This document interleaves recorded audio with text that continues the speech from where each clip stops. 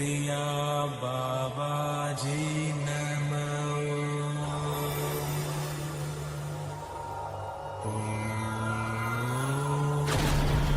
Kriya Babaji Namo.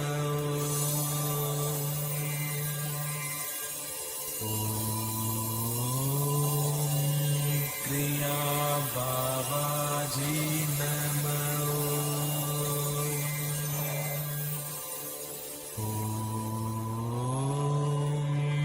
Kriya Babaji Namo.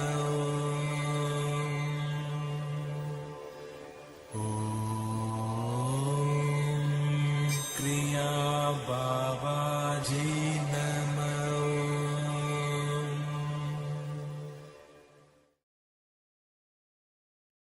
Welcome to our May 7th Kriya Yoga Q&A live stream here at the Kriya Yoga School. We have a bunch of great questions that our members sent in. We won't be joined by Veronica today, but we'll still keep the questions moving. If you have a question, put it in the YouTube chat or put it in the comments, and hopefully we'll be joined by some of our members on StreamYard in the next couple moments. But if not, I would just answer some questions.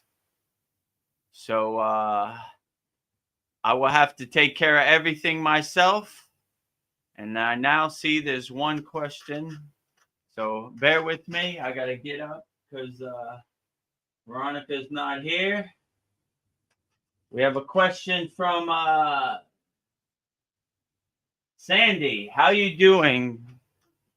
Grateful to be here. Grateful to be here also, Sandy. So if you have any questions, send them in. We have some questions that people posted in the comments on YouTube from our last Satsang, and we will answer those questions. But if you have any questions, Sandy, send them over, and I'll gladly answer your questions. So, as always, if you have a question or comment, feel free to drop it in the YouTube chat. If you need help, book a call with me, Vedagurudev. Go to Kriya Yoga Masterclass. Click on the calendar and pick your time and date that you think is best for you. And I will definitely go on a call with you, try to solve all your problems. If you want some framework, you have no knowledge of what Kriya Yoga is and what are the 5 folds of Kriya Yoga, go to freekriyayogamasterclass.com. And I would gladly give you a framework. There's a lot of videos. There's a mini beginner course. There's videos. What is Kriya Yoga? Who is Vedagurudev? Who was my guru? How I got named Diksha. A lot of good stuff. A very interactive community. All of our members post a lot of spiritual uplifting videos about Kriya Yoga every day. So, and it's 100% free, no pressure. Just go there, join the group, and you'll be on our free Kriya Yoga school. If you're more than a beginner and you want to get started on your Kriya Yoga journey right away, go to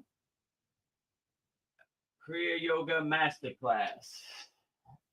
Right now it's 50% off, $50 a month, $250 a year. So, and if you want to talk to me and you need help, book a call with me, Vedagurudev, right now, Kriya Yoga Masterclass. Okay, without further ado, let's start this class with Purnasudhi. Okay. Purnasudhi. So, Purnasudhi, complete yogic breath. So Purna Sudhi, complete yogic breath, is an excellent way to start your day. Basically what you do, you imagine a string on top of your head, pull that string up straight, make sure your shoulders back, your chest is expanded, and your spine is straight. Slowly and gently close your eyes. Inhale through both nostrils, like a wave coming into the shore. Exhale through both nostrils, like a wave going out to the ocean. Smoothly and gently, with no breath retention.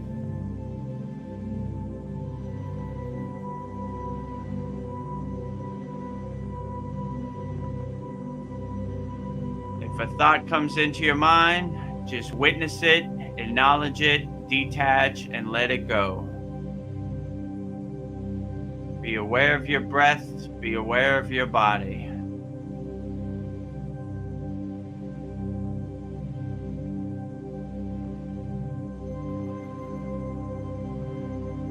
Breathe in the new fresh air through both nostrils. Exhale the old stale air through both nostrils. Be aware of your breath, be aware of your body. Focus all your awareness on your breath and become one with your breath.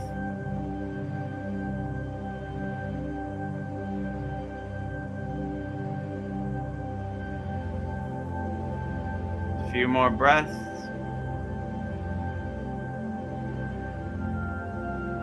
Inhale through both nostrils, like a wave coming into the shore. Exhale through both nostrils, like a wave going out to the ocean.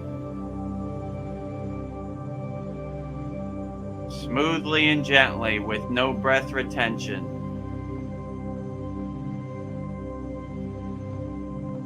Become one with your breath. If a thought comes into your mind, just witness it, acknowledge it, and detach, let it go. Bring all your focus, your awareness onto your breath. Inhale through both nostrils, the new fresh air. Exhale through both nostrils, the old stale air.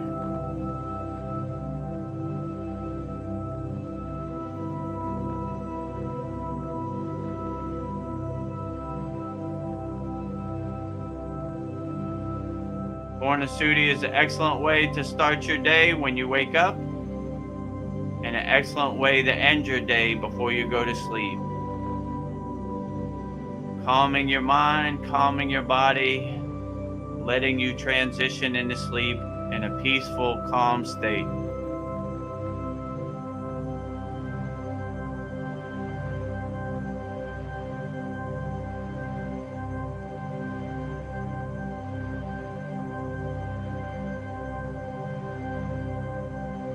Slowly and gently, open your eyes, come back to your surroundings, and contemplate how you feel.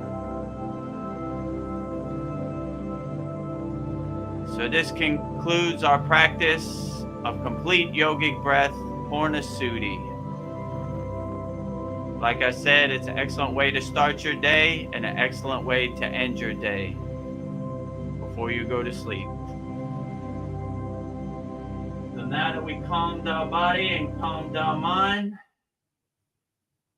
let's see if we have any comments.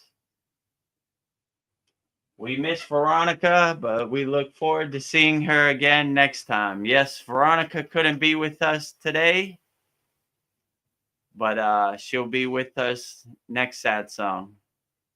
So if it's just me and you, Sandy. So if you have any questions, please send them in.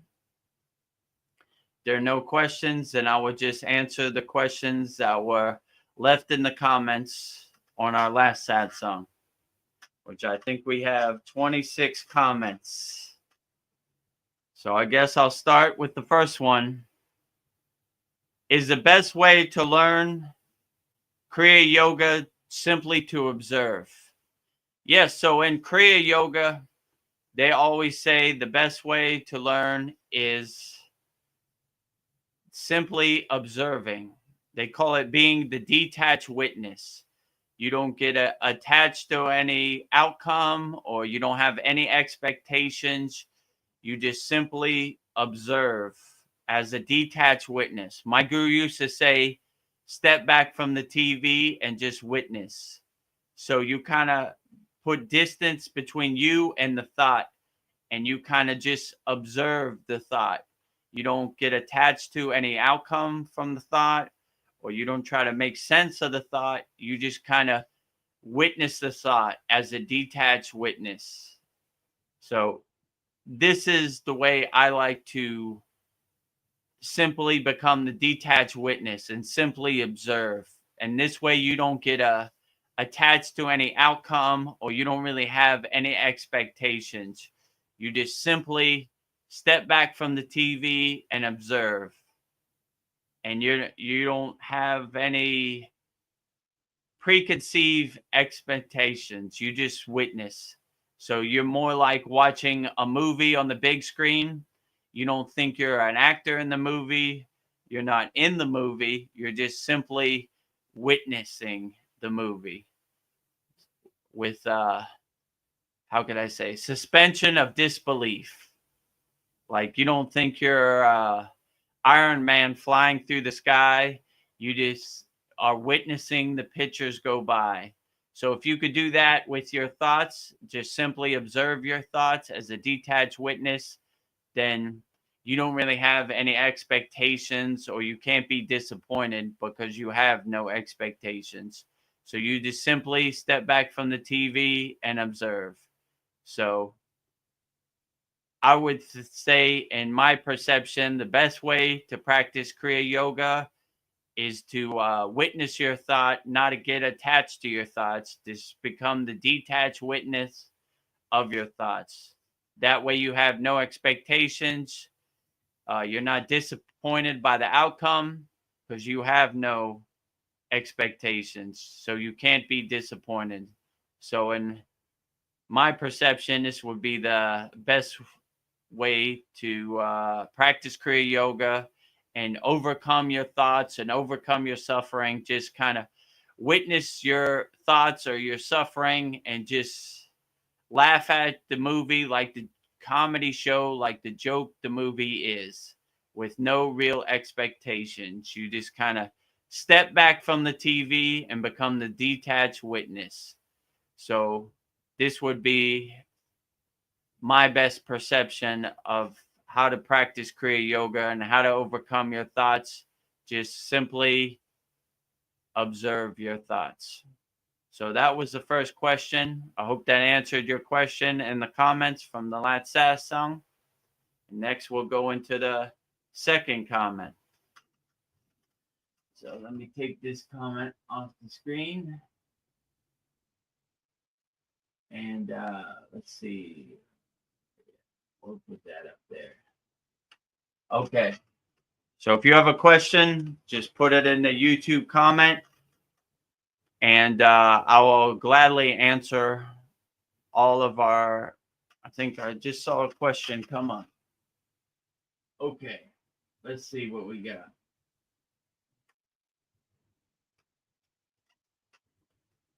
What is your view of,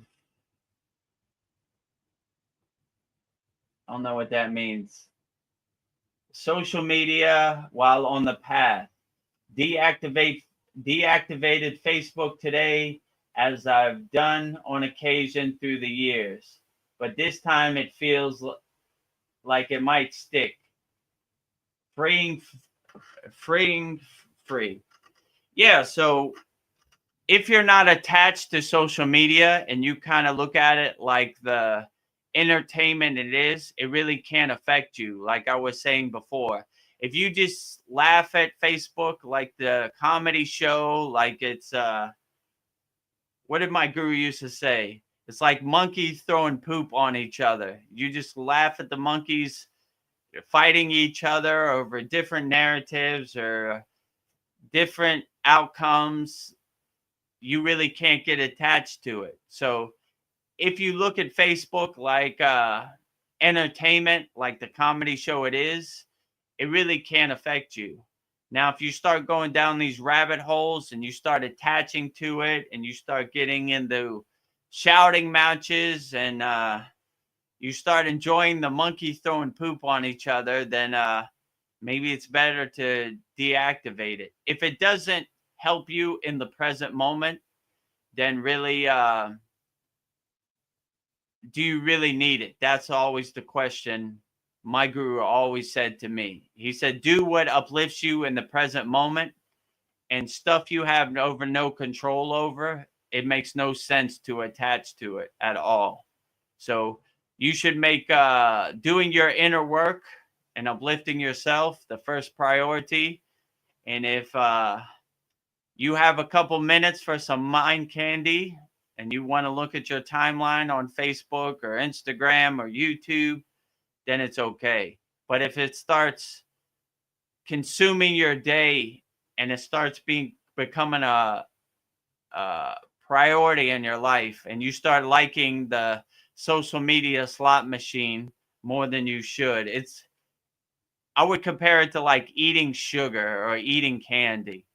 If you do it in moderation, like, all right, I did my inner work, I got a couple spare moments for some mind candy on social media, it's okay. But if you are consumed by that mind candy, that social media slot machine every day, then it's probably better to let it go and focus on things that could better serve you in the present moment.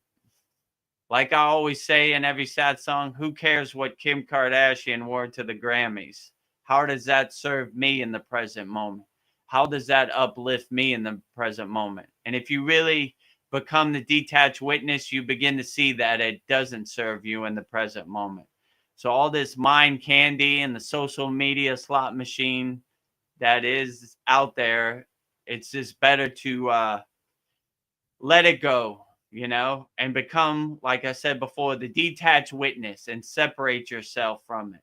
Like, how does this serve me in the present moment? What the president of the United States is doing, what Kim Kardashian wears to the Grammy, what the football score was last night, who won the basketball game. You begin to see it doesn't really serve you in the present moment, that it's just distractions that stop you from doing your inner work. So if you could see it like that, then you could really begin to overcome. And if it's not necessary and you come to the decision that it doesn't serve you in the present moment, then it's better to just deactivate your Facebook page. So once you come to the realization, like, how does social media serve me in the present moment? And if you come to that realization it doesn't, then maybe it's better to move on from it. Do stuff that uplifts you in the present moment. That would be my best advice. So, okay. I hope that answered your question, Sandy. Let's go to the next question. Yes, I prefer to use my time for more spiritual practices lately. Yeah, I totally agree with you, Sandy. Do what uplifts you and serves you in the present moment.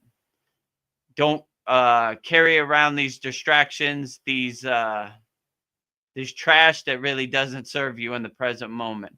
My guru used to say, don't carry the trash with you. Take it to the curb and throw it away. It no longer serves you. So I hope that answered your second question, Sandy. Thank you. Well said. Thank you, Sandy. Oh, we have Paul joining us on YouTube instead of StreamYard today. Namaste. I like to use my Facebook. It's the only way I keep in touch with some people. I just avoid and ignore the negative aspects of Facebook. Yeah, if you could detach yourself from Facebook and just enjoy it for making connections and laugh at the funny memes they have on Facebook, then it really doesn't affect you. But most people, they're addicted to that social media slot machine, so they have to check in, and it becomes like how would I say, a dopamine hit. like it's like eating sugar. You like the high you get seeing what other people are doing or engaging in conversations. So if you could just create some distance, become the detached witness from Facebook, and just use it to do whatever makes you happy, then it becomes a good thing. So I would definitely say, if you have that separation, that detachment from Facebook, it doesn't really affect you. You kind of laugh at the movie on the big screen like the comedy show it is, and you kind of begin to start seeing the monkeys throwing poop on each other doesn't really serve you. It's just a funny joke to you, and you're not attached to any outcome.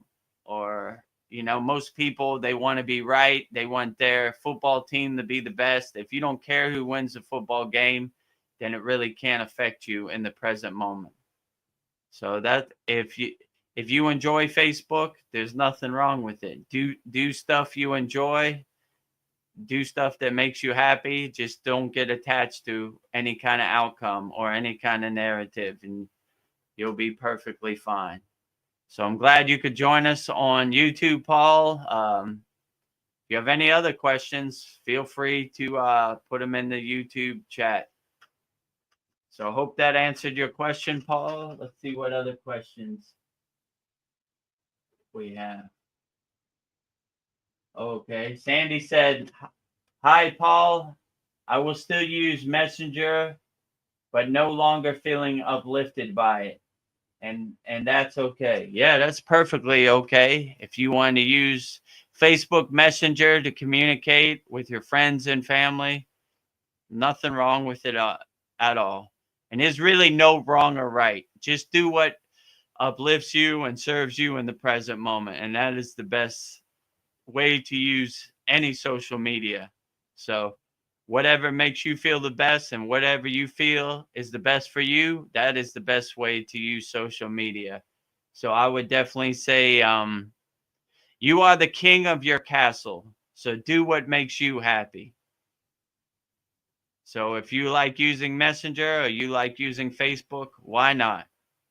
Be happy. Enjoy, my friends. So we're joined by Veronica on YouTube. I'm here watching on my break. Well, I'm glad you could join us, Veronica. If you have any questions while you're on your break, feel free to type them in. As I said before, we got a lot of questions, so I'll go through the YouTube chat first. Anybody who's watching this live on YouTube, feel free to put whatever question you have. It doesn't have to be about Kriya Yoga. It could be about anything. We answer all questions. So put them in the YouTube chat. It'd be my pleasure to answer all your questions. So I'll go to the next question. Hi, Vero, Jean, and all. Vero, Jean is Veronica. So hello, Veronica. Glad you could join us on your break. Oh, that's what you said in the next question. Is Vero Jean Veronica? I can't tell. Yes, Vero Jean is Veronica. That's her YouTube screen name. So that is Veronica. So if you have any questions for Veronica, feel free. Vero. Yes. Vero short for Veronica. Let's see. Thanks. Hi all. How is your sister, Veronica? So from what Veronica told me a couple days ago, Veronica's sister's doing great, and she had successful surgery and it went outstanding. So she said, "Thank you for all the prayers and blessings," because we uplift all our Kriya Yoga School members and everybody. Rising tides lift all boats. So we send blessings and healing energy to all people out there on YouTube watching us right now. Let's see what else we got. Okay, Veronica has a question. When Ramayana Maharishi said that what has to happen will happen, Then what is the role of Upanishads, Jentas, epics, and etc.? Are they just to explain us our helplessness? So the Vedic texts, when they're basically as like confirmations or breadcrumbs, to help uplift you or help you see the meaning behind the stories, right? Like how these enlightened beings learn from the stories or the adventures they went through. So the Upanishads and the epics and the Vedic texts are all kind of a roadmap or story to help uplift you in your spiritual journey. So if you could see like Shiva or different deities went through the same thing you're going through, then it kind of gives you like a blueprint or like a roadmap or like breadcrumbs for you to help uplift you. So, but I wouldn't get too attached to it. My guru used to say, don't get attached to the stories. We're making our own story. We're having our own adventure. So a lot of people are attached to the story, but don't do their own inner work. If these stories could help uplift you and you could see the meaning in the story and apply it, integrate it into your daily life, then these stories are good. But if they don't resonate with you, then there's no need to have it. When I got on the path of Kriya Yoga and I got initiated, I did every single Kriya, every single asana, every single pranayama, every single meditation, mantra japa. I wanted to learn as much as I could. So once I learned thousands of kriyas, I could really start to craft my own sadhana and integrate the kriyas that really resonated with me into my daily sadhana, into my daily practice.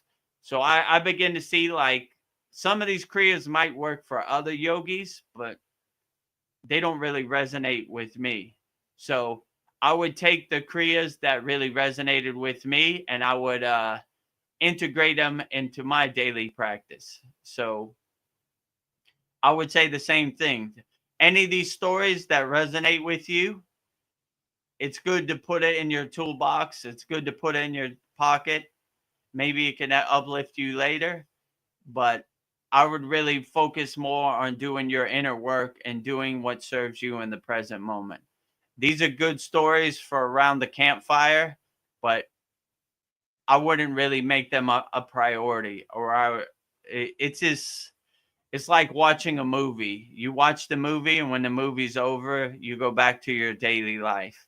So these stories are basically interesting stories to pass time around the campfire, but I wouldn't get too attached to it because my guru used to say, write your own story. These are good for other enlightened beings, but if you're not those enlightened beings, it really doesn't have too much meaning.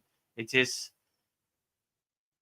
some confirmations of things that are possible.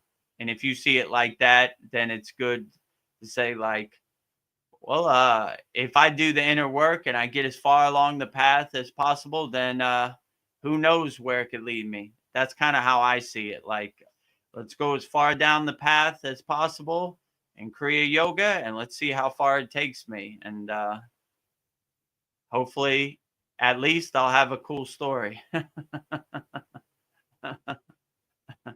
So let's see what other comments we got. I hope that answered your question, Veronica. Sandy says, grateful Veronica's sister is doing great. So hearts and prayers and blessings out to Veronica's sister. We wish for her speedy recovery. Doing well. Okay, yeah. And Veronica says, my sister is doing great. So outstanding. Glad to hear. Okay, we got another question from Veronica. Did Bhagawan Shiva, Sri Rajni, change his name to Osho? Yes. So Sri Bhagavan means like God, or like how could I say, like the incarnation of God. So Sri Rajneesh, I think that was his original Indian name before he changed his name to Osho. So that was his name before. I'm not too familiar with Osho and his past. I know a couple things, but yeah, from my understanding, Bhagawan Sri Rajneesh was Osho, his name before he changed his name to Osho. And this is normal for people. You get what's called mantra diksha, which that's why my name is Vedagurudev. So on my driver's license, it doesn't say Vedagurudev. So when you become reborn on the spiritual path, you get a new name, and it's called mantra. It's called name diksha. What I say, mantra diksha? I mean, that's something different. So you get name diksha. So my name was given to me by my guru, which is Swami Vedananda. That's why my name starts with Ved, because it's basically Vedananda is co-signing me. So anybody that I tell my name diksha to, they would understand, if they knew who my guru was, that this is a devotee, a disciple of Swami Vedananda Saraswati. So, yeah, I hope that answers your question. It's my understanding that Bhagawan Sri Rajneesh is Osho. He just changed his name to Osho. Okay, and the next question is, I like Osho. Yeah, I like Osho too. I think his quotes and his satsangs were pretty good, you know? I'm not really a follower or a disciple of Osho. From what I've seen, seemed okay to me. So let's see what else. Oh, okay. There's another question from Veronica. Is marriage considered a hindrance to achieving true enlightenment? I mean, it depends who you ask. There have been many enlightened beings who have been householders. So, like Lahiri Messiah, he had a family, he had a wife. So he would probably say no, but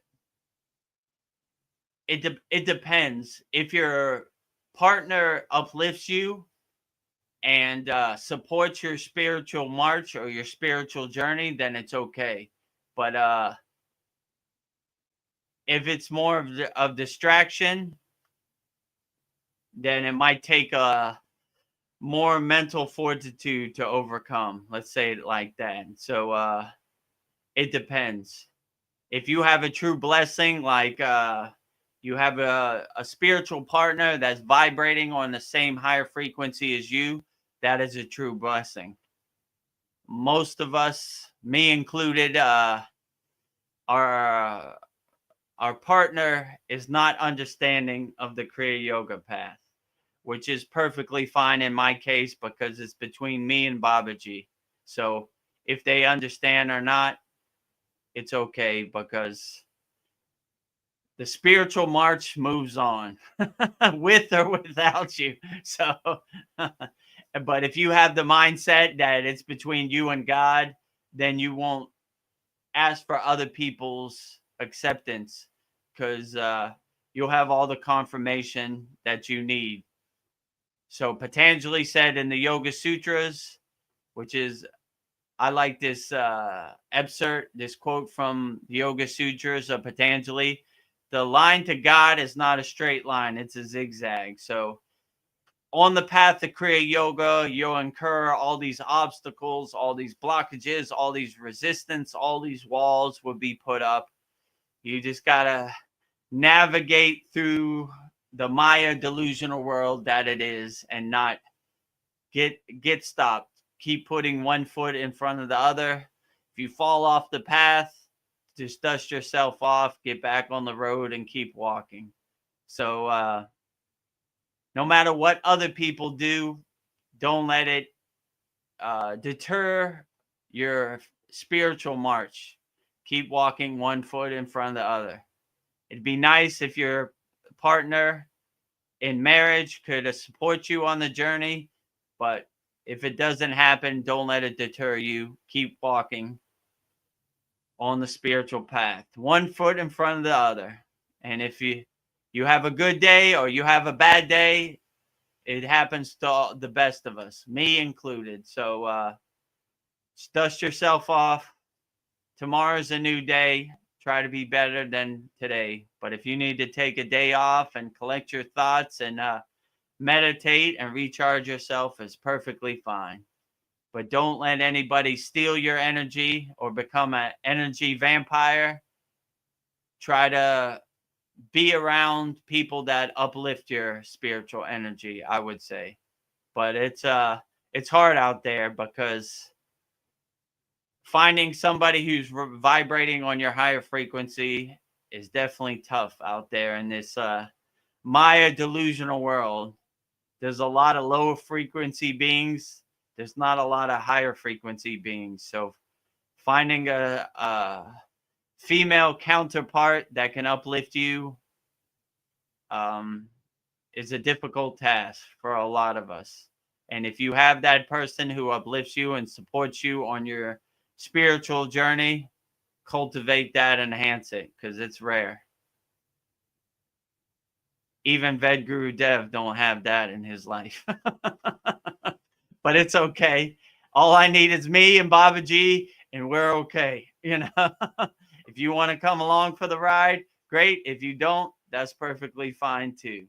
So hopefully that answers your question, Veronica. Is marriage considered a hindrance to achieving true enlightenment?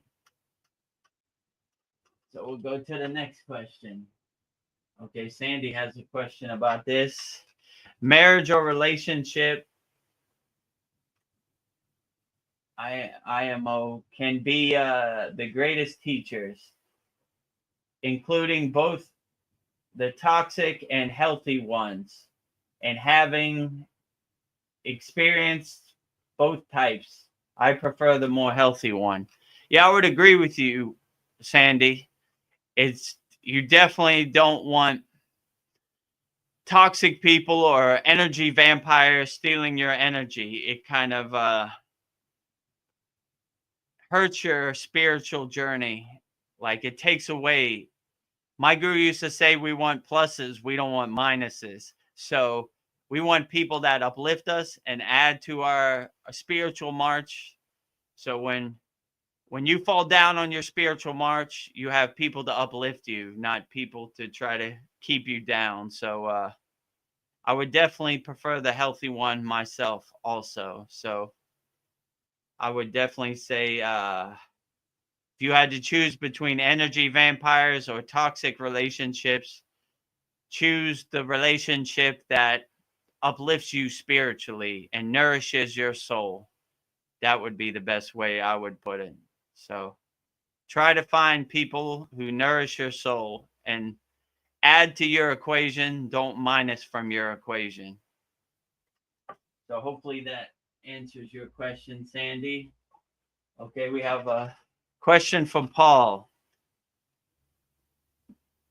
Do you think what we do in the present changes or creates a new past? Well, in my perception, I would say you can't really change the past, because the past has already came and went, right? So you can't go back into the past in a time machine. So I kind of look at the past like clouds passing my mountain or water under the bridge. Like, all right, it happened the way it happened. I said on here a couple times, I ate a cheeseburger when I was 10 years old. Who cares? So I did what I did in the past. it's water under the bridge now. It's clouds passing in the sky. I can't really go back and change that. So I try to be better, like you said, in the present, and learn from my mistakes and kind of observe my mistakes and say, I don't want to do that again, So I try to make it a habit in my daily life before I go to bed. I try to observe the the day that just passed, and I say, well, I could have did that better. Oh, I wasn't too proud of that. I'm gonna try to do better tomorrow. So every day when you wake up, the slate is wiped clean, and you could start off better and learn from your mistakes. So whatever happened to my guru, how would he say this? He would say, the future is imagination. The past is this memories.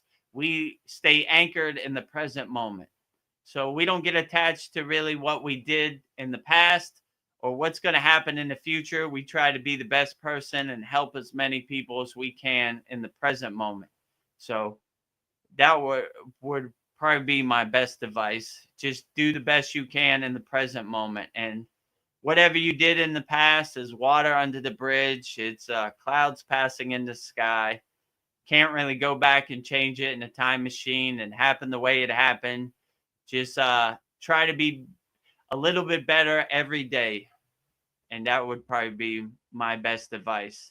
Be the best you can in the present moment. And don't really attach to what happened in the past or what's going to happen in the future, because you really can't control it. It happened the way it happened, and just try to be the best you can in the present moment. And that's really all you can control. Being the best person you could be in the present moment, I would say. So hopefully that answers your question, Paul. Let me see. Okay. Veronica has another question. Money and all needs taken care of true love, your soulmate, which do you choose? Money and all needs taken care of true love, which do you choose? Sorry, I'm having to squint because I have the super bright light in my face, so it's hard to read the comments. Money, well, I don't know. I come from a Himalayan yogic perspective, and we never talked about money. It wasn't even a thing. Like, we never thought about it. It never came up in conversation. No one ever talked about it. One of the most beautiful stories about money is Ramayana Rishi took all his rupees, threw them into the lake or the river, and said, I never want to touch this dirty money again. And he got his wish. So in the yogic perspective, money is almost like, I don't know, fun coupons, or it doesn't really have any meaning. Like, I really can't think or recall ever talking about money in the Himalayan mountains. So as long as you have food to eat and a roof over your head, that's all yogis really cared about. And they didn't care what kind of roof it was. A cave in the Himalayan mountains was perfectly outstanding and beautiful. So, yeah, and long as those needs are met, they didn't really need anything else. So they were perfectly fine. We didn't starve in the Himalayan mountains. We had enough food, We would, the food we would eat, they would say, only eat once a day what you could hold in your hand. So this was my dinner once a day in the Himalayan mountains, what we could hold in our hands. So I'm still here. It wasn't the most tasty food in the Himalayan mountains, but it I didn't starve to death. Let's say it like that. So I'm still alive. So you'd be surprised once you stop detaching from things you think you need and start realizing you have everything you need inside you as you, then you'd be surprised how good you could overcome And if you're not really attached to the marketing that you see on TV, or the marketing that's everywhere, or these psyops, or these subconscious messages, subliminal messages, then you really can't be affected by the marketing. Because if you realize happiness is inside you as you, somebody trying to sell you happiness, you kind of laugh at them because they're selling you something that they don't even have. So when people try to sell me, this will make you happier, this iPhone will make you happier, this car will make you happier, this house will make you happier, I kind of laugh at them, because if you carry happiness inside you as you won't even look for it. And you'll laugh at these people like, I don't know what you call them, scammers or whatever. Like, let me sell you some happiness. You can't sell me what you don't have. So it always makes me laugh when people like, this will make you happier, and they have no clue what would make you happier. So only you could say what would make you happier and uplift you the most. So when you realize that happiness is inside you as you, and happiness is internal, not external, then you carry that happiness with you. So you there's no need for you're not attached to money. Like, you kind of look at money as a way to help people, but most yogis don't care about money at all. Their needs are taken care of, and their ultimate goal is the divine union, the oneness with God. That is way more important than money. So they're not attached to that. It's almost like things that lower frequency beings do or are attached to. And these yogis don't like to get attached to anything. They say neti, neti, which means not this, not this. So they don't even attach to their physical body. So they look at their physical body as like a car driving their soul around, or like a meat suit driving their soul around. So they look at it as like changing clothes. So if you're not attached to your own physical body, then you're definitely not attached to money. It's almost like a joke to you. It's not necessary. And when you're on the spiritual march, these kind of needs take care of themselves. So you would say, how would you live without money? But there are many examples of, like in Thailand where I live, Buddhist monks every morning at 6 a.m. They come out, they walk barefoot in their saffron robes. They have like a bowl, and they come to you for an offering, and they give you a prayer. So their needs are always met. So they don't worry. It gives them more time to focus on what's more important. And they would say the most important thing is the divine union, the oneness with God. So God has a way. If you surrender yourself to him, then he'll take care of all your needs.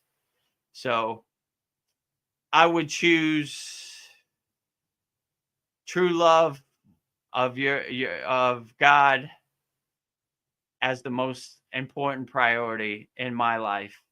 And from what I see in the yogic spiritual path, that is the most important thing. And the most highly enlightened beings, that's the most important thing to them. So money's not even in their top 20. It's more the divine union, the oneness with God. That is their ultimate goal, I would definitely say. So hopefully that answers your question, Veronica. Now let's go to another question. Oh, I got another. Oh, it's a new person. Practice being. Oh, that's a good name. Definitely practice just being. I would agree with you. What form or variation of Kriya Yoga do you practice? That's a good question. Are there any variations?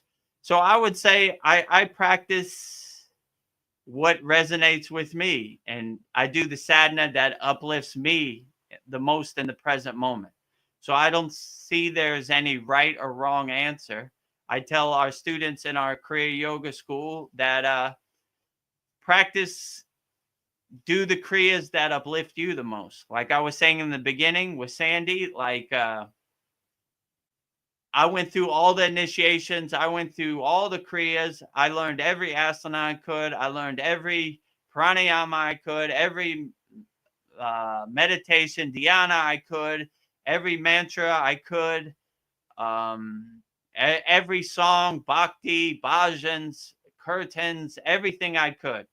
And once I learned as much as I could, then I could really form my own sadhana and integrate it into my daily life. So the best variation of Kriya Yoga is the one that uplifts you in the present moment. So you could really get attached to the different techniques or the different, my football team is better than your football team. But at the end of the day, the best practice of Kriya Yoga is the one that uplifts you and gets you through the day and makes you the best person and helps you help other people and get through the day. So I would say there's no really right or wrong answer. The best form of Kriya Yoga is the one that makes you feel the best. So that would be my best answer. Like, there's no right or wrong answer. The best variation or form of Kriya Yoga would be the one that makes you feel the best.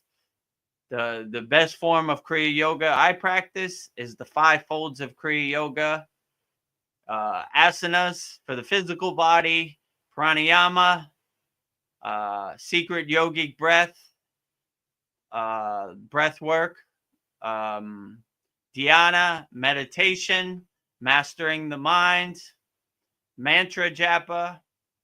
I don't know, over 50 deities. I do mantra japa and puja on a daily basis. And bhakti, which is basically devotion or love for God. So I sing numerous songs from my heart with as much bhava and feeling as I can, from my mouth to God's ear, as I would say. So this is what really uplifts me and helps me in the present moment. But we're all on different levels on our spiritual march or our spiritual journey. So I would say do the variation or form of Kriya Yoga that makes you feel the best and uplifts you the best in the present moment. That is the best form of Kriya Yoga. So there's no right or wrong answer to that. Whatever makes you feel the best, that is the best practice, I would definitely say. Whatever name you want to call it, it's perfectly fine. Do what uplifts you and resonates with you and makes you feel the best in the present moment. That would be the best form of Kriya Yoga to practice. So, okay. Hopefully that answers your question. Practice being. That's a cool name. I like that name. Definitely practice being. And if you want to start practicing Kriya Yoga, or you want to go on a call with me, book a call with me, Vedagurudev, Kriya Yoga Masterclass. We'll go on a call and we'll try to see how Kriya Yoga can help you and uplift you and solve your problems and help you overcome whatever problems you have in the present moment. And if you want 100% free, you can discover the secrets of Kriya Yoga 100% free. Freekriyayoga.com. Join our group. All of our members post great Kriya Yoga videos daily. We have beginner classes in there. We have videos about what is Kriya Yoga, what are the 5 folds of Kriya Yoga, who is Vedagurudev, how I got the name Vedagurudev, who is my guru, what is my parampara, what is my lineage. All that is available there, free Kriya Yoga. And yeah, you could ask me questions and it'll give you a beginner framework of what Kriya Yoga is. So there's some beginner minute courses that give you a beginner example of how to start practicing Kriya Yoga and how to integrate Kriya Yoga in your daily life. And if you're ready to upgrade to our paid Kriya Yoga school, go to Kriya Yoga Masterclass. You could book a call with me. You click on the link, book a call, a calendar will come up, pick up the best time and date for you, and go on a call with me. And we'll see if you're a good fit for practicing Kriya Yoga. And we would love to have you join our Kriya Yoga School Masterclass. And we have a weekly Saturday class where we learn two techniques every week. And you have full access to me. You could ask me questions in real time. You could come on the screen. I'll try to answer all your questions. You have access to our Satsang, so you could come on the screen on our Satsangs. We do every full moon and new moon bi-monthly yagnifiers. So all of our members send in their request, everything they want burned, all their health problems, all their financial problems, family problems, mental problems, whatever problems you have. It'd be my pleasure to burn them up in our holy fire ceremony, our yagna ceremony. So yeah, but no pressure. I'll let you decide which path is best for you. But if you resonate with Kriya Yoga and you like the things I'm saying, then try out our free Kriya Yoga school. If it uplifts you and makes you feel good, then come to our paid Kriya Yoga school. No pressure. Or if you want, book a call with me and we'll go on a call and we'll figure out how Kriya Yoga can help solve your problems and help uplift you and give you some tools to integrate into your daily life. So yeah, I'll say that. Okay, now let's get back to the questions. What form of Kriya Yoga? Okay, Paul had another question. Since time and space don't really exist, the always now, everything exists in the now. Each moment is going on eternally. So just thinking, there are probably infinite possibilities, past and future. Yeah, I would say there's definitely infinite possibilities out there.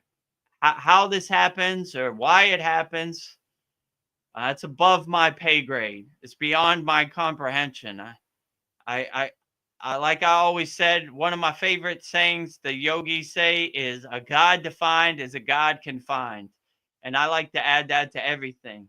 A universe defined is a universe confined. Like, I don't know how any of this works. I don't know how I got up the Himalayan mountains and came back down, or I don't know how I got on this path. But yeah, I'm here in the present moment. I'm just trying to do the best I can with the Kriya Yoga tools I have. So, but I would agree with you. There are definitely infinite possibilities, infinite synchronicities, infinite directions, infinite adventures that can go on. So, just enjoy the ride, I would say. Enjoy the present moment.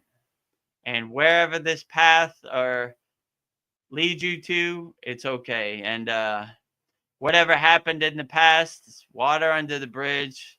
Future is this imagination. Who knows what's going to happen tomorrow? So trying to make sense of things you can't control. You really can't control the past or the future. You know, I wouldn't dwell on it too much. I would just try to be the best person you could be in the present moment, and help and it'll uplift and it'll love as many people as you can in the present moment. That would probably be my best advice. So hopefully that answers your question, Paul. But yeah, since time and space don't really exist, I'll say that too. In Samadhi, time and space really don't exist. When I have gone into Samadhi, there was no concept of time, space, weather, or anything.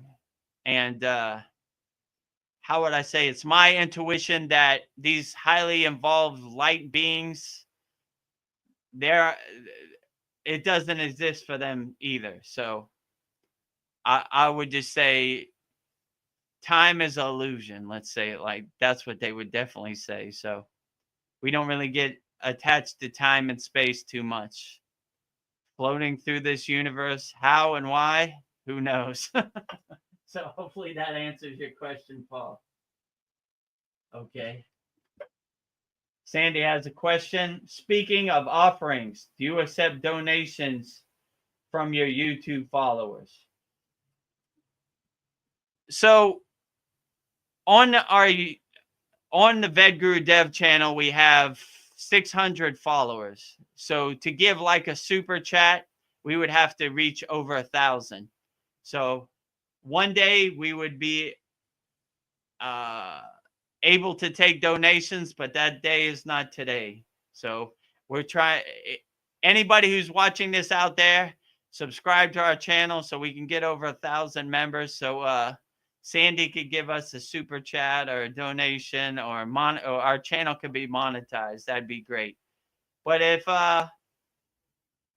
if you want to give an offering or a donation, the best offering would be to join the Kriya Yoga School Masterclass.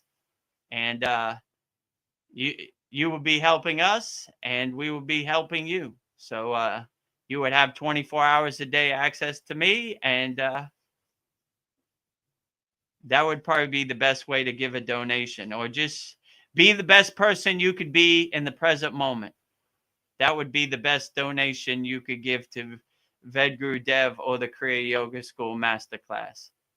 So if you want, join the free Kriya Yoga School. Let me put it up there so people kind of know. Free Kriya Yoga. Yeah. So discover the secrets of Kriya Yoga, 100% free. Join the free Kriya Yoga School. It's 100% free. It doesn't cost anything. And but if you want to give a donation, you could book a call with me, and we could talk about you joining our Kriya Yoga Masterclass. And that is our paid school. So the price right now is $50 a month, $250 a year. So I think the better value is $250 a year. That would give us a year to solve all of your problems and get you to the highest possible frequency as possible. And we have a very loving and uplifting community. You know, Veronica is a member in our paid school. Paul is a member. So most of our people on here are a member of our Kriya Yoga School Masterclass.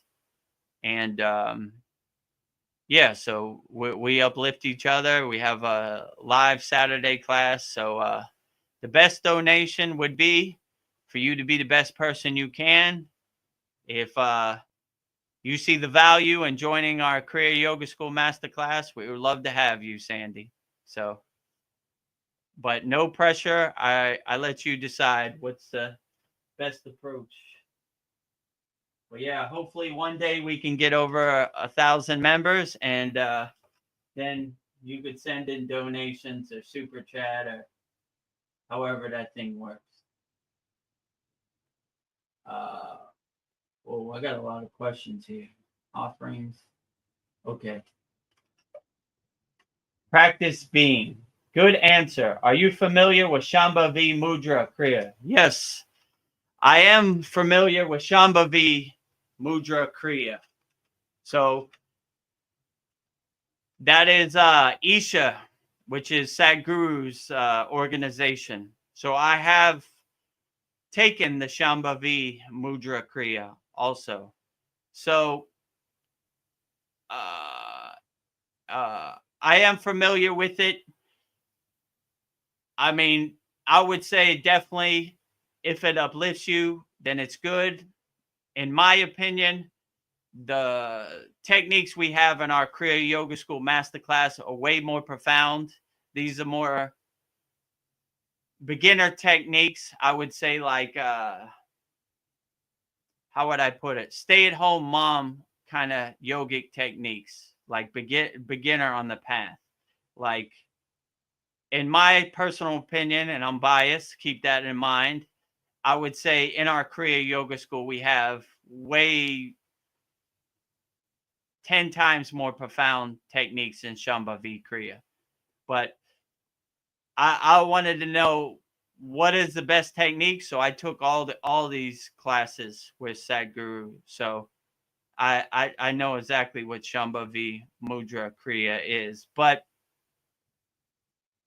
it's not the end all be all.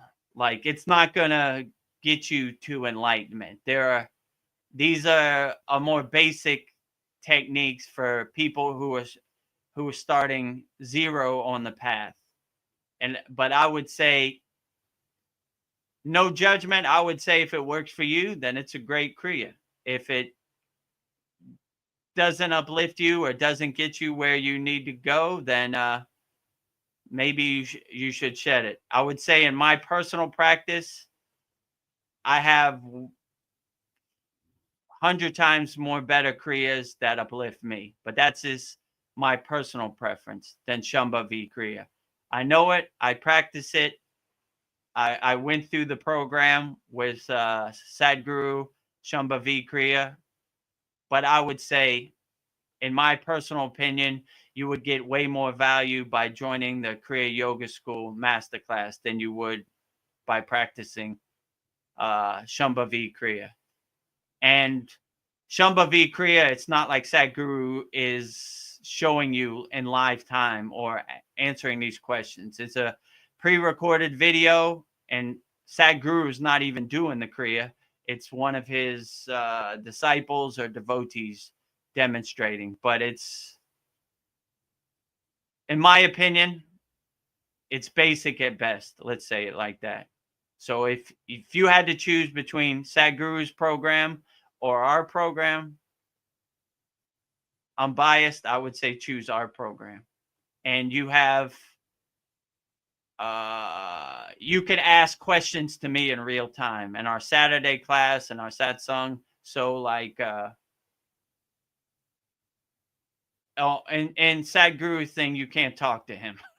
You can't talk to anybody. It's just a pre-recorded video. So, and it's like, once you watch it once, you can't watch it again. So it's all of our videos, all of our classes, you could watch on demand over and over. Like, we have like a mantra classroom, a pranayama classroom, a meditation classroom, an asana classroom, a mudra classroom.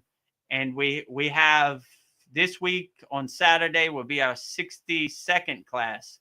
So each one of our classes is over 2 hours. And so you could watch it a million times if you wanted. You could go back. You could ask me questions about it. So I would say up to you, but I'm biased. So I would say if you had to make a choice and you could only choose one, I would say join the Kriya Yoga School Masterclass. But that's just my personal thing. So, but Shambhavi Mudra Kriya, in my opinion, going through the actual course and everything, it's kind of basic.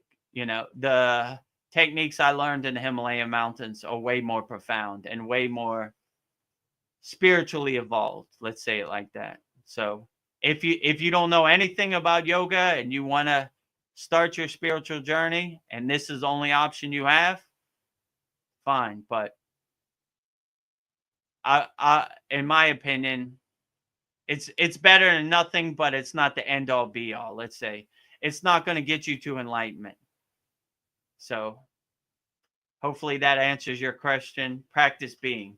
But if you practice being, there'd be no need for Shambhavi Mudra Kriya. So you're probably more involved than that already. So hopefully that answers your question. Practice being. Would have to agree with you, Paul. So that's what Sandy says. Okay.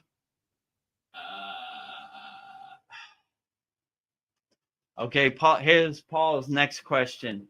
How would you define deities, and what would differentiate us from them? That's a good question.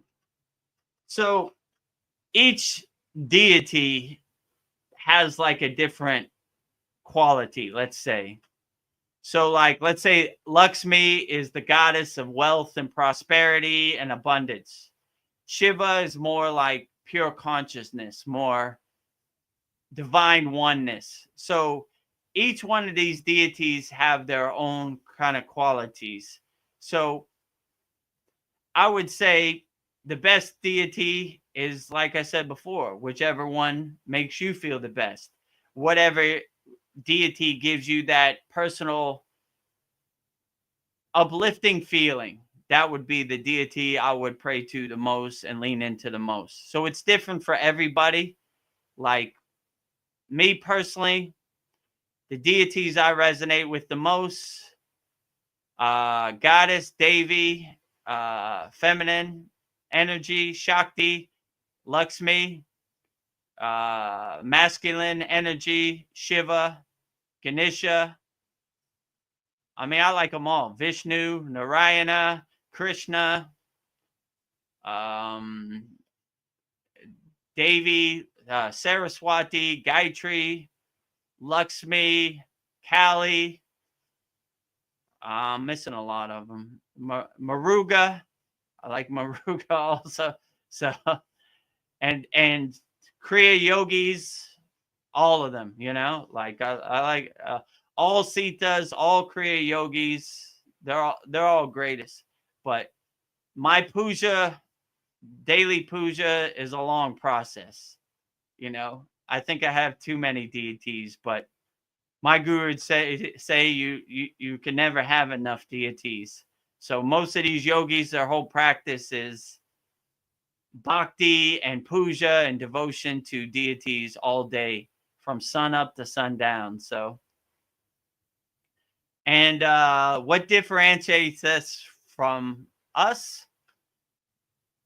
I mean, I would just say they will learn the higher truth. They become highly involved light beings that can exist on a more harmonious, peaceful, higher plane that's beyond our comprehension. So maybe some of them have been in our situation in the physical 3D world and have evolved from that. I mean, some would say that Babaji was a physical person at one time, 2,000 years ago, and he reached his golden light body through his sadhana. So I would say that would probably be what differentiates them from us, but I have no direct knowledge and I can't say yes or no. This is just my opinion. Like, I'm just using my intuition to come to this conclusion, but I could be wrong. Like, I have no direct knowledge of how they are different from us. I would just say they exist on a different dimension that's probably beyond our comprehension. So I would just say they've reached a state of being, a state of light that it's hard for us to reach in this 3D physical world without super intense tapas, which is intense yogic practice and intense meditation, intense pranayama. So can we reach that state one day? I don't know. Let's see. Do the best you can in the present moment, and let's see where it leads you. So hopefully that answers your question, Paul. What about on PayPal? Yes, I have no PayPal. Before I got on this Kriya yoga path with Chad, I had no social media. I had anything so I have no presence on PayPal. So I don't know. Tell your friends to get us over 1,000 subscribers. At Vedagurudev is the channel, and we need 400 more. And Once we get over 1,000, I guess we can. But yeah, it's, how could I say? If you want to give the best donation, be the best person you can. If you see a homeless person, give them our donation. Uplift people, help people. That is the best donation of all, I would say, Sandy. But I appreciate your monetary donation. But if you want to give a donation at this point, just be the best person you can. And hopefully we'll reach over 1,000 subscribers.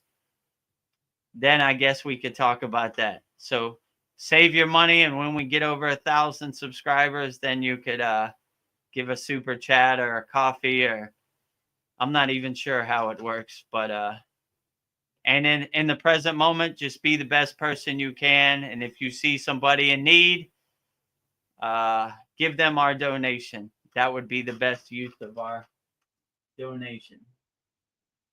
Let's say it like that. But yeah, no PayPal presents. Whoa, I didn't know I had this many comments. A lot of comments today, but all great. Anybody on YouTube, send them over. We got a lot of time. Oh, let me change that to Paul's comment. Paul says, sorry, I don't have a lot of questions. I'm adopting the philosophy of happy, happy, happy.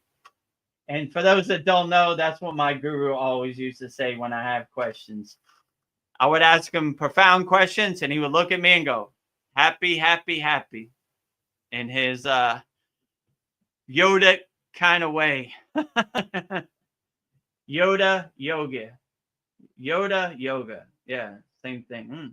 That's interesting. So yeah, he would mostly say stuff like short and sweet, happy, happy, happy. So Paul is adopting that philosophy, happy, happy, happy, which is a beautiful philosophy to have, Paul. This might be the shortest satsang ever without your truly sidekick, Veronica. Laugh out loud. Yeah, usually Veronica is able to click on the comments on YouTube, and she has a lot of questions herself. So these satsangs go a lot smoother with Veronica. But hopefully we can have Veronica next week. We miss you, Veronica, and hope to see you next week. But I understand life calls, and sometimes your schedule doesn't match with the satsang schedule, but it's all good. We do the best we can with what we got right now in the present moment. Okay, practice being. Just joined.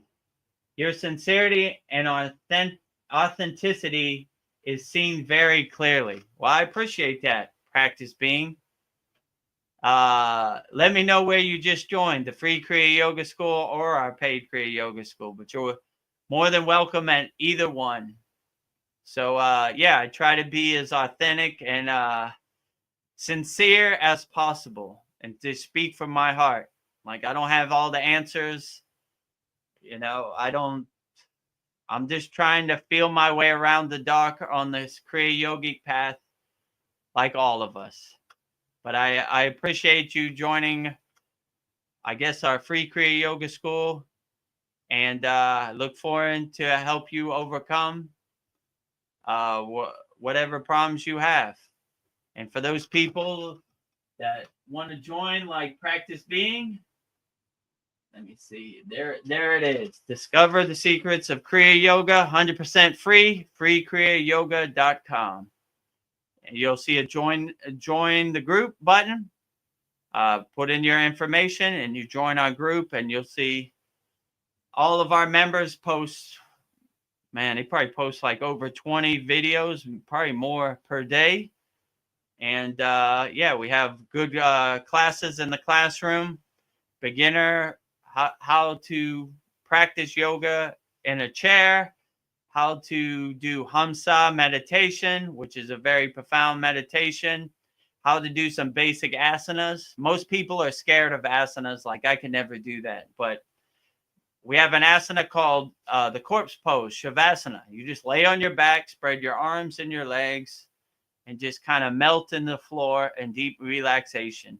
Anybody can do it. So don't be scared of Kriya Yoga.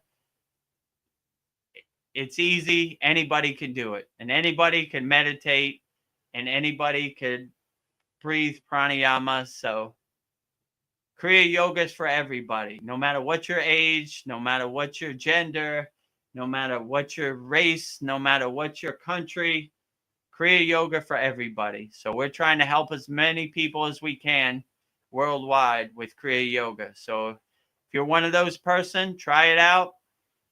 See if Kriya Yoga resonates with you, 100% free. And if you want to learn more advanced techniques or really start practicing Kriya Yoga, we have our Kriya Yoga Masterclass. So basically, I would suggest you book a call with me. Go to Kriya Yoga Masterclass. There's a red button. It says book a call. You click on that button. You'll see a calendar pop up, and you pick whichever time and date is best for you. And then I'll go on a call with you, and whatever you need to overcome, whatever problems you need to solve, we'll see if Kriya Yoga can help you out with that. So give it a try. If you need some help, feel free to book a call with me. It's 100% free, costs no money. I'll get on a call with you, me personally, and we'll try to overcome your problems in real time. So book a call with me, kriyayogamasterclass.com. Now, back to the questions. I forgot what, we got Donnie on here now too. Okay. I lost, okay, just join. Oh, we got Mariana. Hi, beautiful people. Just finished my sadhana. Outstanding, Mariana. Yeah, so I got your message about your father, and this Saturday we would definitely be sending all our collective prayers to uplift your father. And I thought that was a pretty good idea. Like when we start our weekly class, we're going to pray for all of our members and all of their family members. So anybody that has any health problems or any problems they're going through, send them to us. We usually burn that up in the Yagna Holy Fire every full moon and new moon, but I think let's do it every week. So let's keep burning all those problems. Let's keep praying for all those problems. And until all of our family members are feeling better and healthy, we'll keep praying forever. So, yeah, so all the best to your father, Mariana. This Saturday, we would definitely start after Purnasudi, praying for everybody.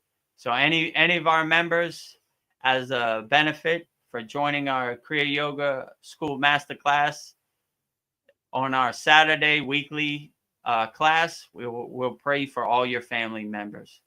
So if you have any problems, send them in, or you could go live on StreamYard and you could say it, and we'll definitely how would they say? Rising tides lifts all boats. So we want all of our members, all of their family, everybody worldwide to be healthy and happy.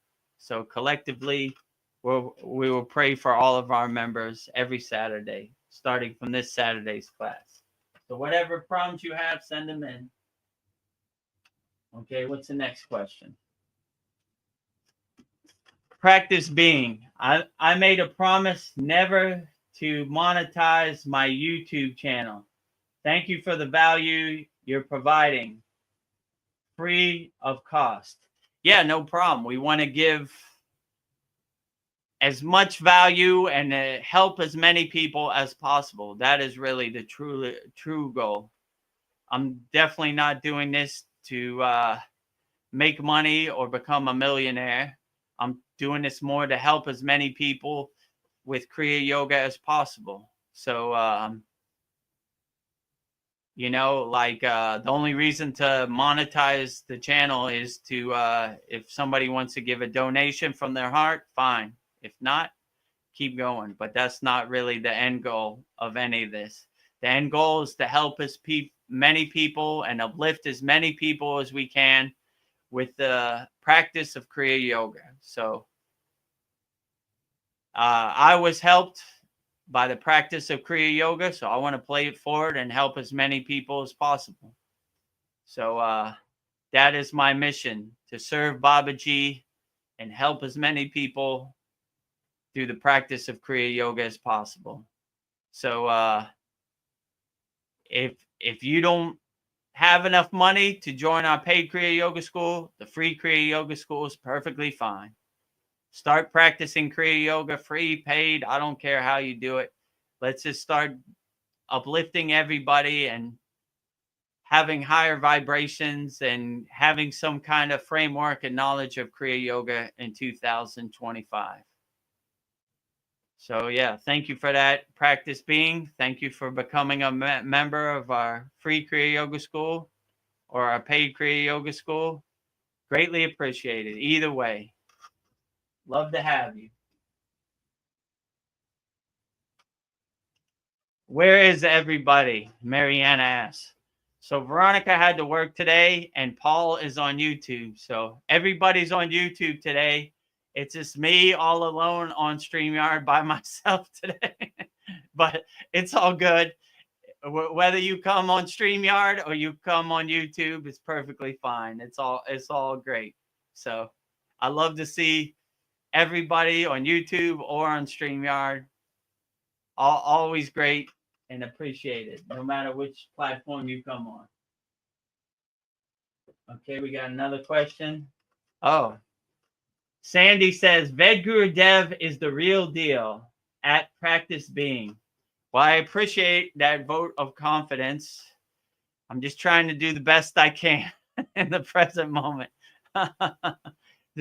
Just trying to stay as honest and authentic and sincere as possible.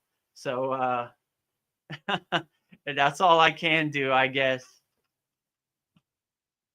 Oh, we got a lot of comments today. So hopefully that answers your question.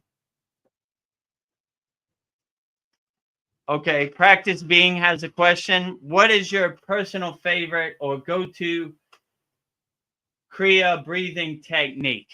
So in Kriya Yoga, our go-to technique is always Kriya Kundalini Pranayama, which is so we do all of our pranayamas, including these 3 steps, which is basically Tabalabiya Kriya, Kechari Mudra, and Ujjayi breath. So any of the breathing techniques that we use, we incorporate the foundational things of pranayama, which is, like I said, Tabalabiya Kriya, stretch out your tongue, Kechari Mudra, tongue touching the roof of your mouth, and Ujjayi breath, which is like hissing kind of ocean victory breath. Jai means victory, so victory over the breath. So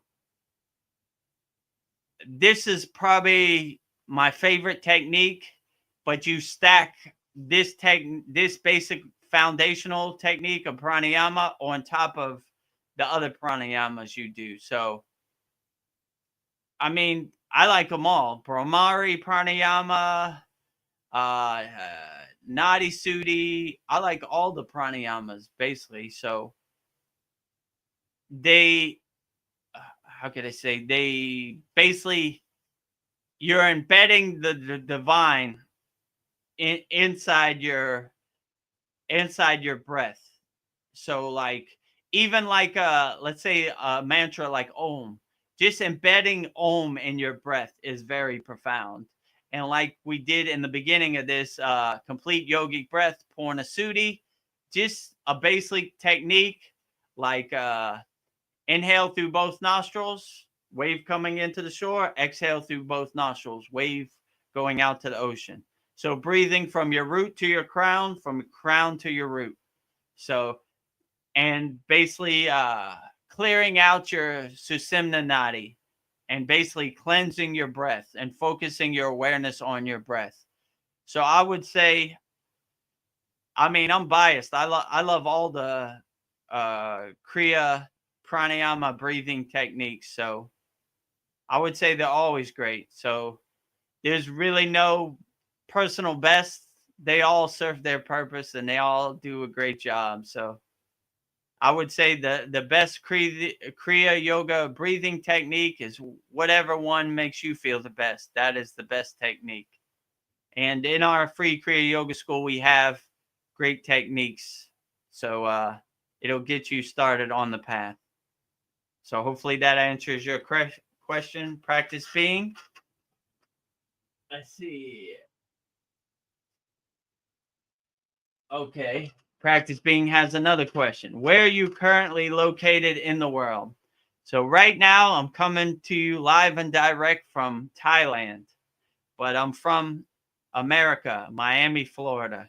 So right now I'm currently located in Thailand, and my Kriya Yoga house ashram is located in Thailand. So I'm coming to you live and direct from Thailand, Asia. Sawadee. So that's how you say hello or namaste in Thai, Sawadee. So coming to you live and direct from Thailand. 100% Sandy. So I'm not sure what that means, but 100%. I agree with practice being 100%. Hello, everyone. Hello, Donnie. Good to have you here. Good to see you, Donnie. All of our people are joining on YouTube today. I'm all alone on StreamYard. Glad to have you here, Donnie, with us. Let's see what other questions we got. What is your experience or opinion with prolonged fasting? Yeah, I would agree. Fasting is the best. So in yogic principle, every Thursday they fast all day. They call it Guru Day. So they say that is the best day for fasting. So they make it a practice to fast 24 hours with only water on Guru Day, which is tomorrow, Thursday. So I would definitely say fasting. So prolonged fasting, I told a story before. I indirectly fasted for 5 days, but it wasn't because I was trying to fast. I was just in a deep state of samadhi. And when you get into a state of samadhi, there's a yogic rule that no one bothers you. So the only reason I came out of that fasting because I haven't eaten in 5 days, and they thought it wasn't good for my health. So they broke the rules and woke me up out of my deep samadhi state. So I would say whatever disease or health problem you have, probably the best thing you can probably do, in my opinion, is fasting. So you don't have to fast for many days. Just start with intermediate fasting. I don't know, see how far you can go. Try to go 8 hours one day, try to go 9 hours the next day, try to build up to 18, 24 hours. That would probably be where you would see the most profound benefits. And if you need to lose weight, that would be the quickest way to lose weight. Because if you have no food in your stomach, your body eats the fat, so it can maintain. So if you need to lose weight, fasting, intermediate fasting is, in my opinion, the fastest way. But it takes some practice. And when you start to fast, you realize your mind is basically playing a trick on you, telling you need food when you really don't. So it's not as painful as people make it out to be. It's kind of a beautiful thing. But I would say if you fast, try to keep your mind busy, because a restless mind, like a monkey mind with nothing to do, it's going to start thinking of food. So try to have some activity that passes your time. That would be the probably best advice I could give you for fasting. But I would definitely say, in my opinion, prolonged fasting, nothing better, for your health, for everything, if you want to lose weight. So in my opinion, fasting is the best way. And that's probably a good reminder to me. I need to fast a lot more. So hope that answered your question, Practice Being. Oh, and now we got a question from Johnny. Have you ever worked with criminals, murderers who wanted to better their life? That's a good question. I'll be open to it. When I was in the Himalayan mountains, these agoris, I like to hang out with them. I like their energy. So if the opportunity presented itself to me, I'd be open to it.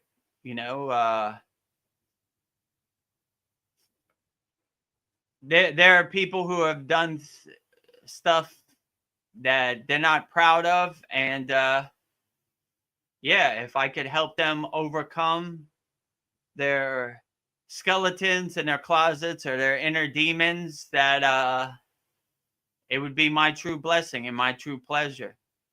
I help everybody. I don't have no judgment of anybody, because before I got on the Kriya Yoga path, I did a bunch of stuff I wasn't proud of too. So not to this extent.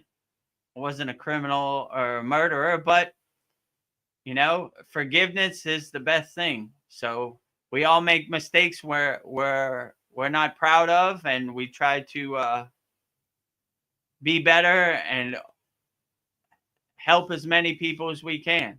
So I was given a second chance, so I would help as many people, give them a second chance, and hopefully show them this is not the way. Hurting people and stealing from people is not the way. Helping people, loving people, being compassionate for people, this is the more way. So if I got that opportunity, I'd be truly open to it. So I want to help everybody, no matter what they did, live a better life and live a more happy life. So Kriya Yoga, in my opinion, is available to lower frequency beings also, because how do you get to higher frequency? You have to level up or upgrade from lower frequency. So for people who are doing lower frequency acts, I forgive you. Let's get on the right path, and let's start helping people and loving people and being compassionate to people, like no harming people. In yoga, they call it ahimsa, which is non-violence. No violence to people, loving people, helping people, uplifting people. So it's for these people who did lower vibrational things, it's not over for them.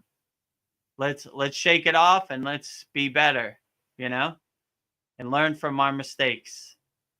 Not do the same thing over and over. Pivot, change directions, go to more the loving side. Hold up the white flag, not the black flag, if you know what I'm saying. So I would definitely be open to it, Donnie. So if you have an opportunity for me, send me that way. So let's see the next one. Practice Being says W. Okay, great. I hope W means win. So all W's. If what I'm saying resonates with you, put a W in the comment. I definitely sharing your channel with friends. Absolutely. I appreciate that. Spread the word. find those empty Kriya Yoga cups and let's fill them up with some Kriya Yoga juice. If it doesn't have to be any money situation, it could be for free. I want to help as many people as possible. So help me achieve that goal, helping as many people as possible. So hopefully when I ascend and I see Babaji, he said, Vedagurudev, did you help people? I said, I helped as many people as possible. Come on in. So I'm trying to help as many people as possible so I can finish my job. How often do you sleep? That's an interesting question. Oh, let me put that on the screen so everybody else can see it. How often do you sleep? Oh no, I try to sleep as much as I can. Let me see. I try to answer as many emails and help as many people as possible. I probably try to go to sleep at midnight Thai time. Wake up 6 a.m. every morning, do my sadhana. The sun in Thailand is very powerful, so try to get my whole sadhana in before the sun comes up fully. And so I don't know, I sleep 6 hours or something like that, 5, 6 hours. But who has time to sleep when there's so much people out here that need help? So try to help as many people as possible. How could I say this? Before I got on the Kriya Yoga path, they used to say, sleep is a cousin of death. So I'll sleep when I'm dead. There's too many people out here to help. So helping as many people as possible. So help me achieve my goal. Send all the people you know that need help out there to me. Howard, go to the free Kriya Yoga school. Let me see. For those people that are just joining us, discover the secrets of Kriya Yoga, 100% free, kriyayogamasterclass.com. So that is our free group. It's 100% free to join our group. We have some basic classes in there. So join our free group.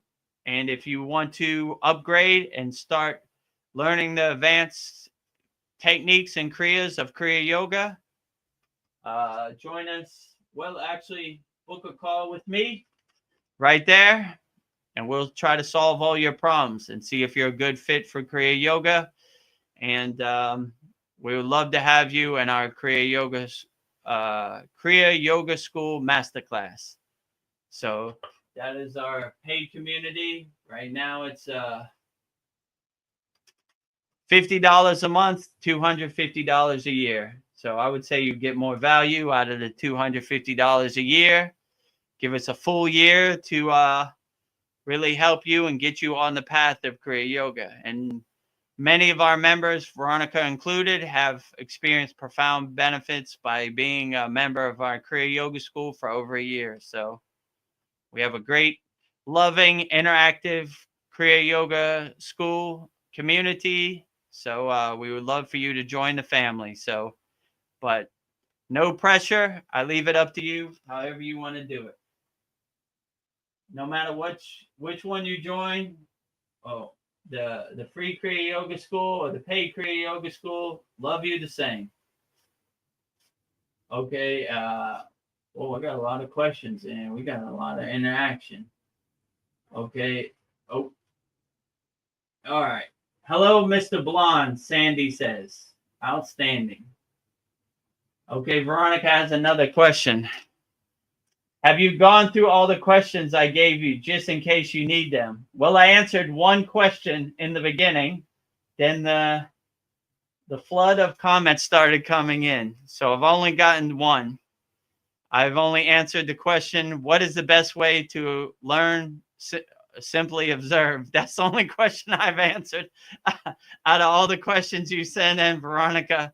So I still got 25 more to go. So I think I have enough questions. I don't know if I get to them all. But yeah, I appreciate the questions. That was helpful. Hey, Sandy, says Mr. Blonde. Mr. Blonde says next Wednesday I can help with the comments. I'm at work today. I got your message, by the way. Let's try for Friday. I'll tell you what time. Okay, outstanding, Donnie. Yeah, so I know what you're talking about, and yeah, we could do it on Friday. Whenever you're available, whatever you think is the best time. When you're ready, I'm ready. I think Veronica will be back next Wednesday, but I appreciate your help with the comments. So greatly appreciated, Donnie. Next question is, let me move these up. So when I see the banner Free Kriya Yoga, when I see the banner Free Kriya Yoga, I read it like Freak Raya Yoga. Freak Raya. That's pretty funny, Sandy. Freak Raya Yoga.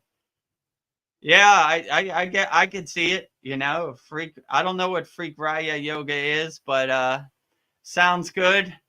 You know, if that resonates with you, Freak Raya Yoga, then it's perfectly fine. You know. Freak Raya Yoga is good also, or Free Kriya Yoga is good also. However you want to translate it, whatever resonates with you. If you're a practicer of Freak Raya Yoga, that's perfectly great. No judgment over here at all. Freak Raya Yoga is great also. Okay, what's the next question? Thank you so much for the collective prayer. I love you all. We love you too, Mariana. We want all your family and all your friends and all the people in your circle to be uplifted. So rising tides lift all boats. So we're trying to collectively lift everybody, you know. And if we are lucky, uplift the whole country, uplift the whole continent, uplift the whole world, uplift the whole universe. So we're trying to uplift as many people as possible. So we love you too, Mariana. We love your family. We love Veronica, and we love her sister, and we uplift everybody who needs help. Send in your comment, and we'll uplift them also.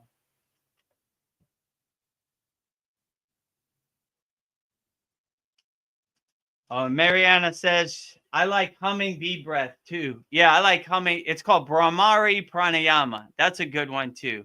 It's called humming bee breath, or like, how would they say it? What would they say? It's like vibrating your skull. So it's like when you do the pranayama, it's vibrating the breath like a bee would. So with that humming bee breath. So it's called Brahmari Pranayama, which is an excellent class in our Kriya Yoga school. It's in our pranayama classroom, and it's in our intermediate classroom.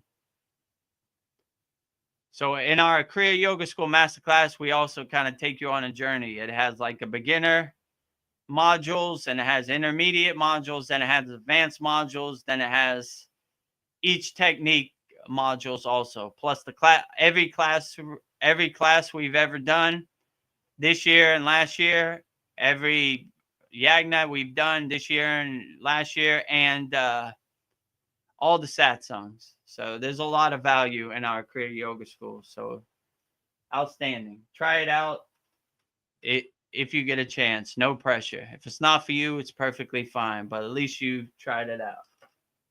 So yeah, humming bee breath, Brahmari Pranayama.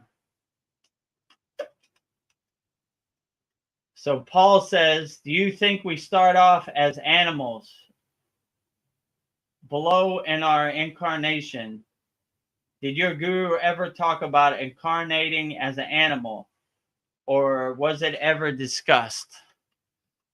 Well, my guru wasn't a man of many words. Let's say it like that. So we didn't really go into super deep details, but how would they say it? They would say it, do the best you can in this lifetime so you don't de-evolve. So if you hurt people, you steal from people, you do every bad thing you can, maybe, and I can't say for sure, in my opinion, you de-evolve.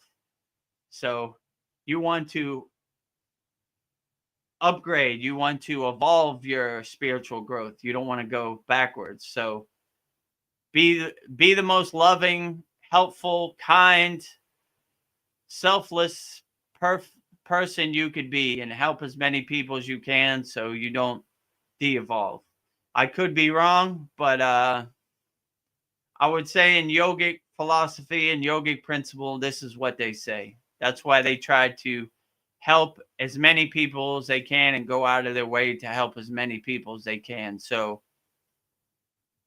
you don't go backwards, you go forward. Let's say it like that. So you want to pivot and change course or change direction so you go forward. You don't go backwards. So like what Donnie was saying, people who have murdered people or are criminals or stole from people, pivot, change course, and see that this is not the way. See that loving people and helping people, this is the way to evolve your soul. So I would say it's better to go forward, not go backwards. And as far as realizing that you are an animal in a past incarnation, I think that is directly wiped from your memory, because if you realize you were an animal, or you started to realize your past 1,000 incarnations or hundreds or whatever it's been, it'd be too overwhelming for you in the present moment, and you wouldn't be able to evolve if you know who you were from the past, or what could happen. So in my case, I don't really have any recollection or memories of a past incarnation. I would like to think I was an eagle or a bird or flying around. That sounds cool. I like the concept of that. So maybe I have some fragments of a past incarnation of flying and being free, but who knows? So yeah, but it was never really discussed in detail. Most of our conversations were about the present moment sadhana, being the best you can in the present moment. So but yeah, it's highly possible, I would definitely say. But yeah, so hopefully that answers your question, Paul. But how we started and where we came from and what animal I was in a past incarnation, who knows? It's a mystery over here, but trying to be the best person I can in the present moment and see where this path leads me. So water under the bridge if I was an animal in a past incarnation. Let's see what's the next one. Okay. Is your ashram in Thailand? Oh, it's a question from Practice Being. Is your ashram in Thailand? Is it available for anyone to stay? Well, in yoga, they say your ashram is wherever you lay your head. So my house is my ashram, I guess. And so I have my Yagna fire here and all my statues. Is it available for anyone to stay? Yeah, I guess so. I never thought about it. It's never happened, but I would love for our Kriya Yoga School members to stay with me and visit me in Thailand. One of our members, his name's Brian. He lives in Chiang Mai. He's the only member I've ever met in person. So he came to visit me twice already. So yeah, it's possible. I would like that. I would like to have some friends to do my sadhana with. It's a lonely self journey, but it's great. So if you would like to come visit me in Thailand, then reach out to me, send me a DM on our free Kriya Yoga School, or send it to me on our paid Kriya Yoga School. And yeah, let's see if we can make it happen. That'd be excellent. It'd be my true blessing and pleasure to help as many people as I could in person. That'd be excellent. So yeah, if you want to come visit me in Thailand, practice being, send me an email or send me a DM on the platform we have our Kriya Yoga School on. It's called SKOOL, SKOOL. So yeah, send me a SKOOL DM, and yeah, we'll see if we can make it happen. So hopefully that answers your question. Practice being. Veronica has another question. Great, you're doing amazing. I'm trying my best, Veronica. I'm feeling my way in the dark.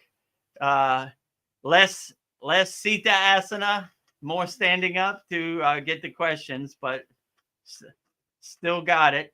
So trying to pass the time till Veronica gets back next week. But we'll do the best we can with the tools we got. Keep on going. But I appreciate your vote of confidence, Veronica. Sandy sends smiley faces and hearts. Greatly appreciated, Sandy. Love to all. Absolutely. Love to all. No judgment. No divide and conquer. Love to all. So wherever you're at, love you. So if you need help, join our free Kriya Yoga School. You can email me however you want to do it. You know, just if you need help. Whoa, I don't know what I did there. If you need help, send me a message. Let's see what we got here. Okay, there's the free Kriya Yoga School. So anybody out there that needs help, discover the secrets of Kriya Yoga, 100% free. Kriyayogamasterclass.com, or as Sandy says, kriyayogamasterclass.com. Type it in, join our group, and we have great classes in there, and it's a great community. If you want more help or coaching and you need help, book a call with me, Vedagurudev. Go to kriyayogamasterclass.com. Click on the book a call button, and you'll see a calendar come up. Choose the time and date which works best for you, and I'll go on a call with you, and we'll try to solve all your problems and help you overcome and see if Kriya Yoga is a good fit for you. If you just want to go straight and learn all the techniques with no delay, go to Kriya Yoga School Masterclass. 50% off, $50 a month, $250 a year. So I would suggest the annual plan. Probably going to take a little time, but give you a full year to go at your own pace and learn as much about Kriya Yoga and help you integrate all the techniques into your daily life. But no pressure. Choose whichever one works best for you. That is the best way, I would definitely say. Okay, I got another question from Mariana. Vedagurudev, how much money do you need monthly in USD to live comfortably in Thailand? I mean, this is a good question. I mean, I have a different situation. My house is paid off. My car is paid off. I would say you could live a comfortable life on the ocean in Thailand, $1,000 a month, no problem. That's like everything. your food, your rent, transportation, electric, water, everything. So I would say $1,000 a month, you could live comfortably in Thailand on the ocean. So anybody who wants to come join me in Thailand, feel free. So your money goes a lot further in Thailand than it goes in America. So there's no way you could live in Miami, Florida on the ocean for $1,000 a month. But in Thailand, your money goes a lot further. So I would say $1,000 should cover it per month. You know, you could live very comfortably. Let's say it like that. And all your needs would be met in Thailand for $1,000. So if you ever make it to Thailand, send me a message. I'll come meet you in person. You're always welcome in Thailand, Mariana. So if Canada doesn't work out or wherever you live, then send me a message and come on over to Thailand. Let's get to work.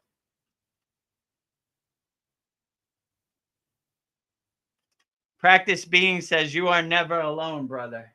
Yeah, I know. I was just making a joke, Practice Being. Yeah, I told Veronica one time, she asked me a question. She said, are you ever lonely, Vedagurudev? I was like, how can I be lonely? I don't know how all these deities fit in this room. You got Babaji, you got Shiva, you got Archangel Michael, you got, I don't know how we all fit in here. It's too packed. So yeah, so I'm never alone. All the ascended masters and spiritual beings, they might not be seen in the physical form, but their presence is always around. So I never feel lonely. I feel like I have a super huge ascended master, spiritual guide, invisible family around all the time. So I always make a joke. I don't know how we all fit in this room. It's too packed. It's like this. So never alone. Too many ascended masters in the presence. Veronica says, we need to manifest an ashram, a Babaji. Yes, that would be beautiful.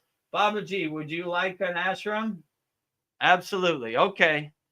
So we'll see. We put that in the universe and wait for it to manifest. So hopefully Babaji heard our call and that will manifest. But it wouldn't surprise me if it manifested. So yeah, I would agree. That would be great to have a Kriya Yoga Babaji ashram in Thailand or anywhere would be outstanding. So hopefully we put that in the universe and it manifests in real time. Next question. We need to, okay. This is the next question. Our attachments is to God. He has his absolute attributes and his holy name. Everyone is a part of him. Yes, I agree with you. That's why I said earlier, the ultimate goal of yoga is the oneness, the divine alignment with God. So almost all our Kriya Yoga practices are to dissolve the ego, to dissolve the distractions and line ourselves with God. So anything we do is basically, like you said, in his holy name, and everyone is a part of him. Yeah, so if you see God in everywhere and everything, including yourself, then it's very hard for you to harm anything else because you see yourself as a reflection, as a mirror in anything else. So one of the greatest practices in Kriya Yoga is to see God everywhere and everything. So if you see yourself in a tree, why would you hurt that tree? Because you'd be hurting yourself. If you see yourself as a reflection in another person, why would you hurt another person? Because you'd be hurting yourself. So when you have this mindset and you practice this Kriya, you would basically not want to harm anybody. So this is a good way for you to evolve your soul and rise your consciousness by practicing this, seeing God in everywhere and everything. And everything is a spark of God. God is a sun. Everyone is just a spark of the sun. God is the ocean. Everyone is a drop of water in the ocean, but ocean all the same. So yeah, I would agree with you. If you attribute God's absolute attributes inside yourself as yourself, then you will always uplift yourself, and you will look at harming or hurting any other sentinel being as junk to you, something you would definitely not want to do. So I would agree with you, practice being. This is a profound statement. Everything is a part of him or her or whatever energy it is. Like I said before, God defined is a God can find. So I don't want to put God in any box or any gender. I'll just say some infinite cosmic universal energy. However you want to define it, it's perfectly fine. Hopefully that answers your question, practice being. Paul said, "You're doing a great job, Vedagurudev. We really appreciate it. Not easy without a moderator. And thanks to Veronica also. Jai Babaji. Jai Babaji. All the credit to Babaji. I'm just delivering Babaji's mail. So I take no credit or no glory from Babaji. He's doing all the work. I'm just watching him drive me around. Or he's just giving me the mail to deliver. So call me Babaji's mailman. He's driving the car. I'm just witnessing him drive me around. But thank you for the vote of confidence. But I agree with you. Veronica does a way better job than me. Just trying to get through it as best as I can. But Jai Babaji for clearing the path. I agree with you, Paul. Thank you for that compliment. Oh, what happened? It went up. Okay. Okay, so next question is from Mariana. How is Veronica's sister doing? Everything okay?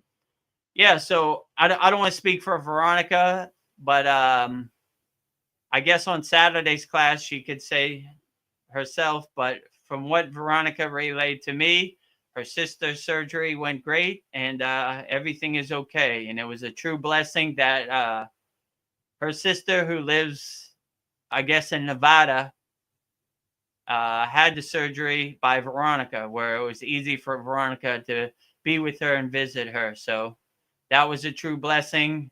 We wish for Veronica's sister speedy recovery, and thank you for all of our collective uplifting prayers for Veronica and her sister.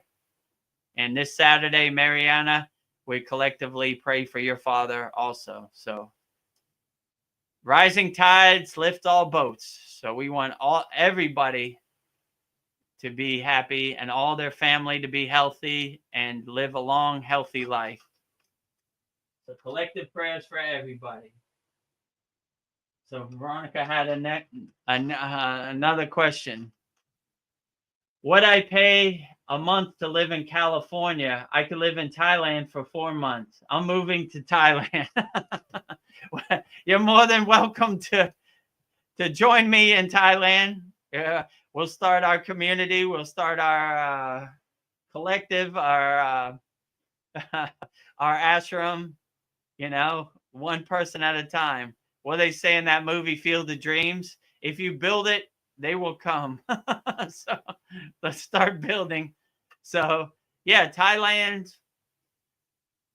it's way it's way cheaper. The cost of living is way cheaper in Thailand than in America. So I like Thailand because I come from Miami, Florida. It's a tropical environment. Thailand is tropical. It's close to the equator, palm trees, I call it the Miami of Asia. So if you like Miami, you'll like Thailand, or you like San Diego, you'll like Thailand. So it's like that type of warm weather vibe. So yeah, I live right on the ocean, and it's a beautiful place to live. Can't complain, you know. Life is good in Thailand. So if you want to lower your cost of living, move to Thailand. Like Veronica says, you're all welcome. When your plane lands, let me know. I'll pick you up at the airport in Bangkok. Everybody move to Thailand.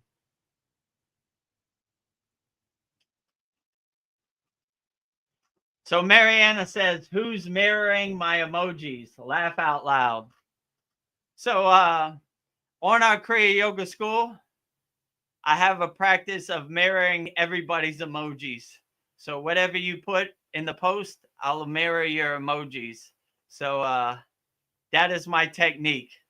Because I used to write like long drawn out things, then I realized my whole day was gone by writing long posts. So I mostly mirror people's emojis. So if you want to know who's mirroring your emojis, it's probably me, but I'm sure there's somebody else in here mirroring your emojis also. So that is our technique.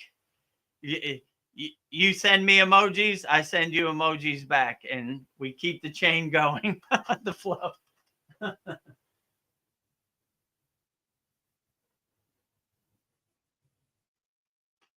So Harasha says, knife emojis.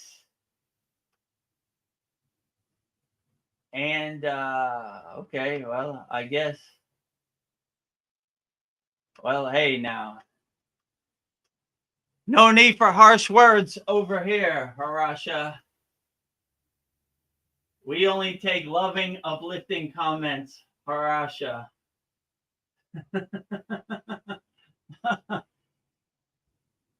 Now, Harasha. That's no way to act. Somebody has some lower frequency emotions on here. Harasha, only positive, loving, uplifting comments. No trolls, no harsh words. We're living in non-violence here. Is it? Let me see. Put user in timeout. Ban or use. Yeah, okay. Goodbye, Harasha. Only uplifting comments in here. No bad words. God bless Harasha. He needs the blessing. So talk about somebody who needs spiritual upliftment. You know, don't. How would my guru say this? Some of the pigs love to play in the mud. So if you're a lower frequency being, we only have higher frequency here at our Kriya Yoga School. So we still pray for you, Harasha. No judgment, but you'll get nowhere with harsh words or lower frequency emotions. So pivot, change course, join our free Kriya Yoga School. We'll help get you out of that pit of despair. Use your energy wisely with positive, uplifting, loving words. So, yeah, so let's see. But yeah, I agree with you, practice being. God bless Harasha. He needs all the blessings he can get. So Mr. Blonde says, with the knives and blood, I don't understand the comments or emojis. Who knows? Some people like to live in their delusion. Some people are in love with the chain that enslaves them. Some birds don't want to be let out the cage, even if you open the door. Misery is bliss. I think they said that in the Matrix, right? I like that part. Some people love to be miserable, and some people hate that other people are trying to be spiritually uplifted. So my mother used to say, misery enjoys company. If you're depressed and you're a lower frequency NPC and you like hurting other people or talking bad about other people, then you want company. But my guru used to say, Vedagurudev, you wear all white. No need to roll in the mud with the pigs. So no judgment of Harasa. Hopefully pivot, change course, and see this is not the way. What did Baby Yoda say? This is the way. Find the way, right? If you don't resonate with Kriya Yoga, it's perfectly fine. It's not for everybody. But if you do, join our free Kriya Yoga school. No judgment. We'll still help you. You know, we help, like Mr. Blonde said, we help the murderers, we help the criminals, we help the lower frequency beings get out their rut. So available for you also, Harasha, here. Let's see, right there. Discover the secrets of Kriya Yoga, 100% free. Free kriyayogamasterclass.com. Or as Sandy said, freakrayayoga.com.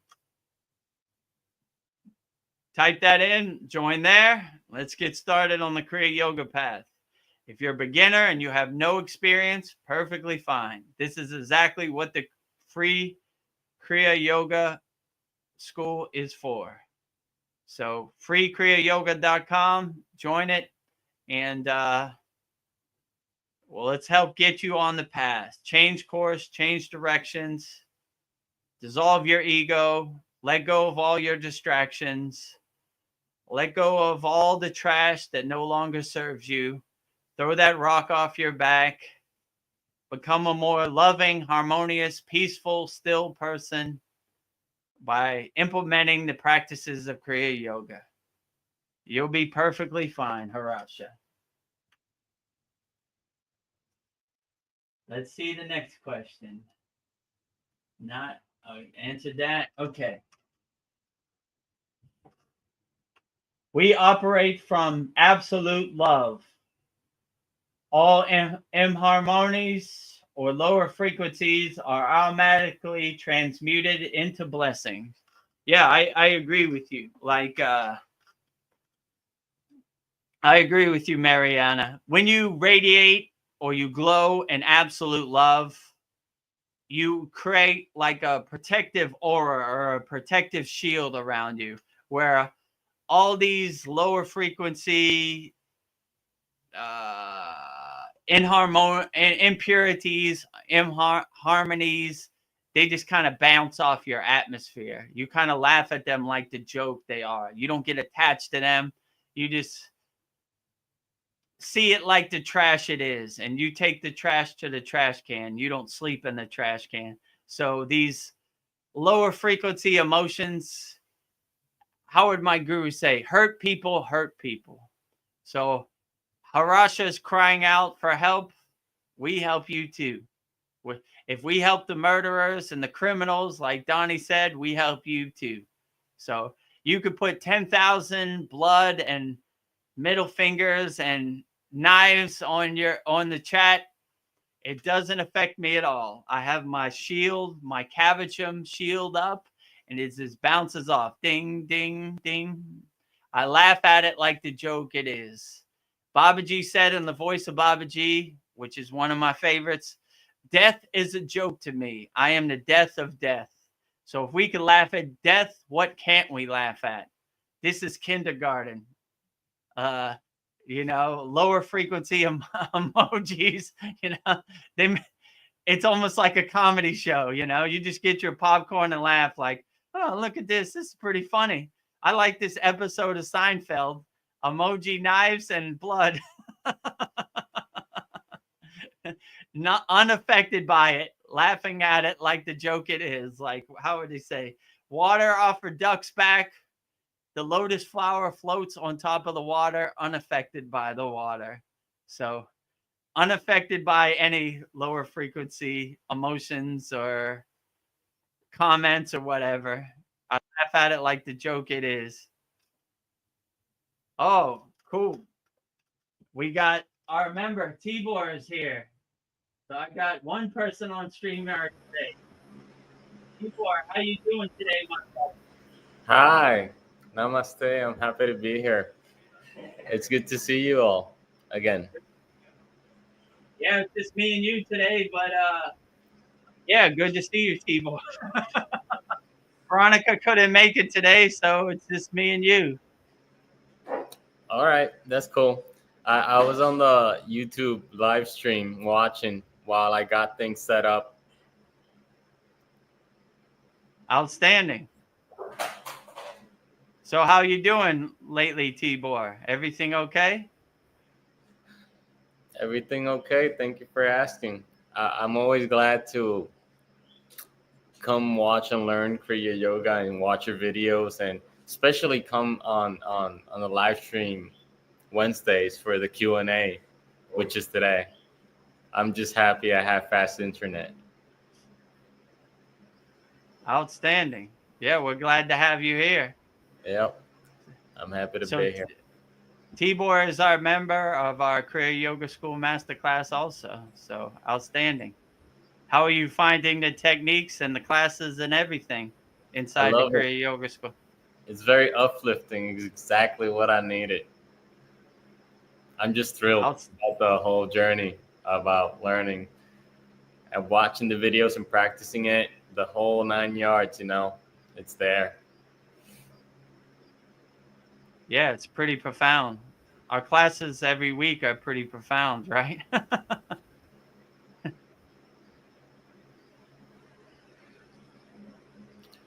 You've gone over some very interesting subjects in the past Q&A, the Wednesdays, since the beginning of the 2025 of the year. It's just you've covered so many things. I'm just excited just to be present today.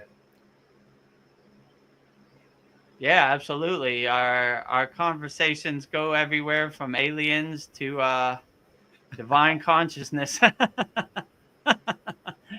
But it is no subject untouched. Okay, great. Well, if you have any questions, Tibor, feel free to chime in. I'll keep you on the screen. So All you right. have Whenever I anything? have a question, I'll pop it up. I was just getting my phone so I can see the comments on the YouTube, live video. I Yeah, can. or if you have a question, just raise your hand and I'll answer your question in real time. I was actually hearing you talk about building an ashram in Thailand, and you were just talking about how you could live comfortably in Thailand for $1,000 a month, which is great if you ask me. Yeah, true. Yeah, you could live very comfortably for $1,000 a month in Thailand. Do you So get a lot of tourists? Is it like California or Florida or Puerto Rico or Spain yeah, or France? Touristic place. Is it a touristic place? where I live, not so much, but the cities like Bangkok and the closest city to me is about 20 miles away. It's called Pattaya, which is a tourist town.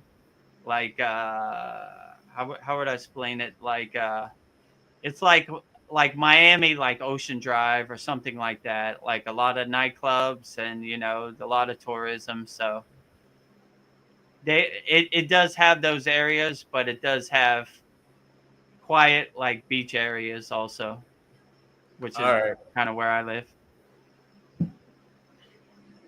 So if you want that, that's available. But if you don't want that, you don't have to go in those areas. I've been trying. I've been practicing the yogi, how to sit like a yogi, and sometimes Mm. it's easier than other times. I'll tell you that much. I was trying to Yeah, be ready before I got live, but I've been working the field, with dirt, earth, moving, trimming mm. trees and Yeah. such, and moving rocks and dirt and heavy stuff. But it's exciting too because I've never worked that much in the field. Mm. wise. Um, I wanted to ask you though, what do you consider that has been your most supernatural experience so far, other than the fairy thing? I remember you telling the fairy thing, you know. I mean, it's too many to talk about, but I'll just say like they've all been pretty profound. I've seen yogis levitate. I've seen them do all kinds of different magical yogic powers. I've been to places like, let's say, Shambhala, places where you can't visit unless you're on a higher frequency, where highly involved or enlightened beings have been. Um, Seen all kinds of stuff, so-called UFOs, so-called lights in the sky floating around. So pretty much you name it, I've seen it, you know. So After being the, exposed to that many, you know, supernatural experiences, um, I've heard you say nothing surprises me anymore. yeah. That's quite a statement, though. Honestly, like that's a profound, surprising statement in itself. Nothing surprises me anymore. Hey, heck, I'd say if Babaji appeared in front of you right now, that would surprise you a little bit, just a little bit. Yeah, it would surprise me a little bit, but even when I do my sadhana, I practice like Babaji standing in front of me all the time, right? So it wouldn't surprise me as much as people would think, because I try to practice my sadhana every day like that, like Babaji standing in front of me. So yeah, but my guru used to teach me like not get attached to any of these. They call them siddhis, right? Which are basically yogic powers, which they attain by perfecting and mastering their Kriya yoga practice. So these are things that just happen. So anytime he saw me trying to get attached to it or try to make sense of what was happening, he would be like, "Nothing to see here, Vedagurudev. Keep moving," you know? So Yeah, I that remember you saying that. that kind of kept me more laser focused, like nothing to see here. And you know, even when I saw a fairy in the Himalayan mountains, I was like, cool. Lights and wings floating around in the night sky, going back to sleep in my tent. You Yeah, know, like I never really kind of got attached to it. That's probably why they show more of these things to me. Like, that's cool, you know, like the guy's floating, but how is that going to help me in my inner work? So I would just kind of keep moving, you know. And my guru helped me like, nothing to see here, Vedagurudev, nothing to yeah. see. I understand how it would go that way because it could be kind of distracting towards the inner work we're supposed to be doing. It would be like seeing fireworks for a moment.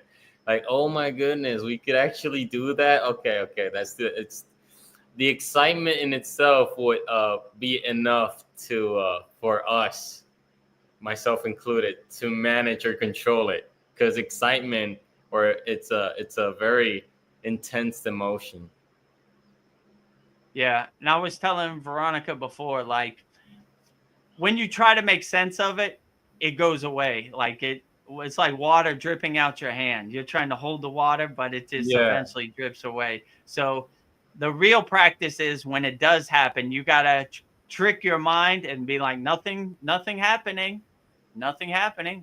Yeah, and your mind's like, you're levitating. Nope, I'm not.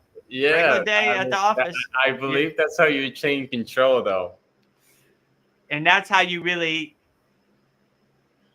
how could I make it go longer, Yeah, let's say it like that, by not attaching to it. Because if you attach to it, like say you levitate and you're like, oh, I'm levitating, that's when you would fall, right? So you would try to trick your mind into thinking nothing's happening here. Like, nothing, I don't see anything, I don't know what you're talking about. yeah. I was wondering though, maybe because today I'm live and there's no one else on screen other than us. And since because I have my phone here, I can also help reading the comments if you want to, just participate. Okay, yeah, that sounds great. So you will be the moderator today instead of Veronica. I thought Veronica was on today on the live stream though. I thought I she think was. she's on YouTube, but Yeah. she's like checking her phone at work. Oh. Well, where were you at? Because I remember you were at like God bless Harsha. What's with the knives and blood? When we operate Uh, from absolute love, all harmonies or lower frequencies are automatically yeah, transmuted into I'll tell blessings. you where I'm at. Right, absolute love. This is where I was at. If you ever have time, explain how life was becoming a yogi, daily life, and how you transition back to normal life. What is normal now? So yeah, that was the last question. Yeah. So okay, Mr. Blonde, Donnie, I'll answer this question. Donnie is also a member in our Kriya Yoga School Masterclass. So how was life becoming a yogi? I basically it was unexpected because I never wanted to get on the yogic path, but I say Babaji struck me with his lightning bolt. So when I got initiated in the Kriya yoga, I went to Sri Lanka. I didn't want to go to Sri Lanka. I wanted, before I was a Kriya yogi, I was a famous DJ. I wanted to stay in Thailand and DJ. I went to Sri Lanka and Babaji struck me with his lightning bolt, and I would say I had a spiritual awakening. So after that point, the things I used to attach to and the materialism of the ego I used to have really kind of dissipated and kind of dissolved. So I had the thirst and the fever to learn as much as I could about Kriya Yoga. So that's how it basically transformed me. And then I started to integrate the Kriya Yoga practices into my daily life. And that's basically how I transitioned from a normal life, from a yogic life to a normal life. So the hardest part was when I was in the Himalayan mountains and my guru told me I had to come back to the normal world.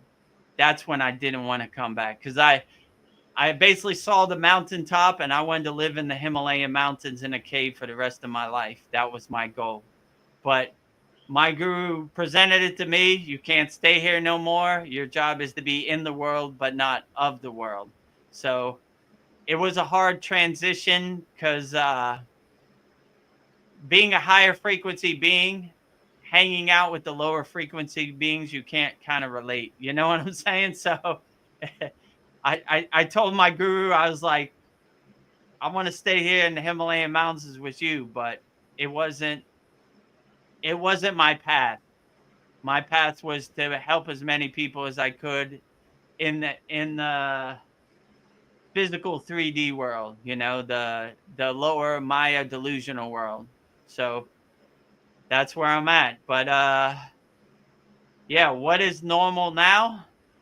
Normal now is just doing as much sadness as possible, helping as many people as I can, you know, doing the inner work, trying to be the best person I can. And when I hear like results and benefits from like our members, Tibor, Veronica, Paul, Donnie, it uplifts me and it helps me. And it helps me because I've been where they've been before, like I understand. Like sometimes Veronica says, I hope this isn't a bad question. I said, I had way worse questions than you had when I started, So answering questions, helping people, trying to be the best yogi I can be, which is a beautiful blessing. So, yeah. So, basically integrating the Kriya yoga techniques that resonate with me into my daily life, which helps me overcome whatever obstacles or blockages or resistance that happens in daily life. But believe me, it happens to Vedagurudev also. Same like it happens to everybody else. Life is calling, and you just have to overcome it, and deal with it the best you can, which is what I'm trying to do. So that is normal for me now. Let's say it like that. So thank you for your question, Mr. Blonde. Let's go to the next question. I got a lot of them. Okay. Mariana has a question. How bad the crime is in Thailand? Can you walk the streets without fear and being robbed or assaulted? I used to live in the Dominican Republic for 7 years, and I was assaulted and robbed twice. What, T-Boy, you live kind of close to Dominican Republic, right? Or is that not close to you? Yeah, I'd say you should be cautious wherever you go, honestly. Because I mean, you could find. I live in Puerto Rico, and you could find crime here too, just as much as Dominican Republic, just as much as America, or anywhere else in Europe, or anywhere else really. It's just a matter of knowing where you want to go, knowing yourself, if you can handle it. Yeah, I would agree with T-Boy, as long as you stay out of the bad areas. Yeah. Like don't go to the ghetto flashing your money or your jewels or whatever. You should be fine, you know. I mean, I've lived in Thailand 21 years now. I've never been robbed or assaulted or anything. So it's pretty safe, I would say, but I don't swim with the sharks, if you know what I'm saying. So I stay away from the wolves, if you know. To wolves you look like food if you're flashing money. So I just stay in my peaceful, harmonious place. I don't hurt nobody. No one hurts me. So if you come to Thailand, you should be fine like anywhere else. But yeah, there's not really any crime or anything here from what I could see. But I'm sure in the big city, Bangkok, they have their areas and it's not safe, you know? Yeah. So hungry people do desperate things. So don't go where hungry people are or people are in poverty, because they look at you like food. So as long as you stay out of those areas, which I don't even know where those areas are, but you should be fine. You know, Thailand overall is a safe place. I don't really hear about anybody getting robbed or hurt. You know, I'm sure it happens, but not too often. It's more like a beach kind of resort, kind of touristy place, I would say. So they don't want to have crime or and any problems, because it hurts their tourism. So they're trying to clean that up as much as possible, in my opinion. Okay, so hopefully that answers your question, Mariana, about Thailand. You're always welcome. Anybody who wants to come visit me in Thailand. Next question. Practice Surrender means being. to have firm conviction that God will protect me. Honestly, when I read that, I felt the same way. Yeah, I agree. Like, you have full faith that God will always protect you. So surrender doesn't mean like you're giving up your control. It just means you surrender, like God knows best and God will clear the path and God will always take care of everything, right? Like, anytime I have like a darshan, or like, let's say like a meeting with God or whatever form of God that comes, it's always like everything's going to be okay. You have nothing to worry about. The path is already cleared for you. Everything will be fine. So surrender doesn't mean you give up control. It means you let a higher power drive your car, and you just kind of witness that higher power driving your car, right? So I always say Babaji's driving my car. I'm just witnessing him drive me around. So when you surrender that way, the pieces of the puzzle just come together and fall into place, and you realize you have nothing to worry about. Like all this fear and doubt are kind of putting roadblocks in front of yourself, which you don't need. So long as you surrender and you say whatever is going to happen, let it happen, and I surrender to it wholeheartedly. So one of my favorite mantras is a Babaji surrender, which is basically I surrender to you, Babaji. I let you drive my car and take me wherever I want to go.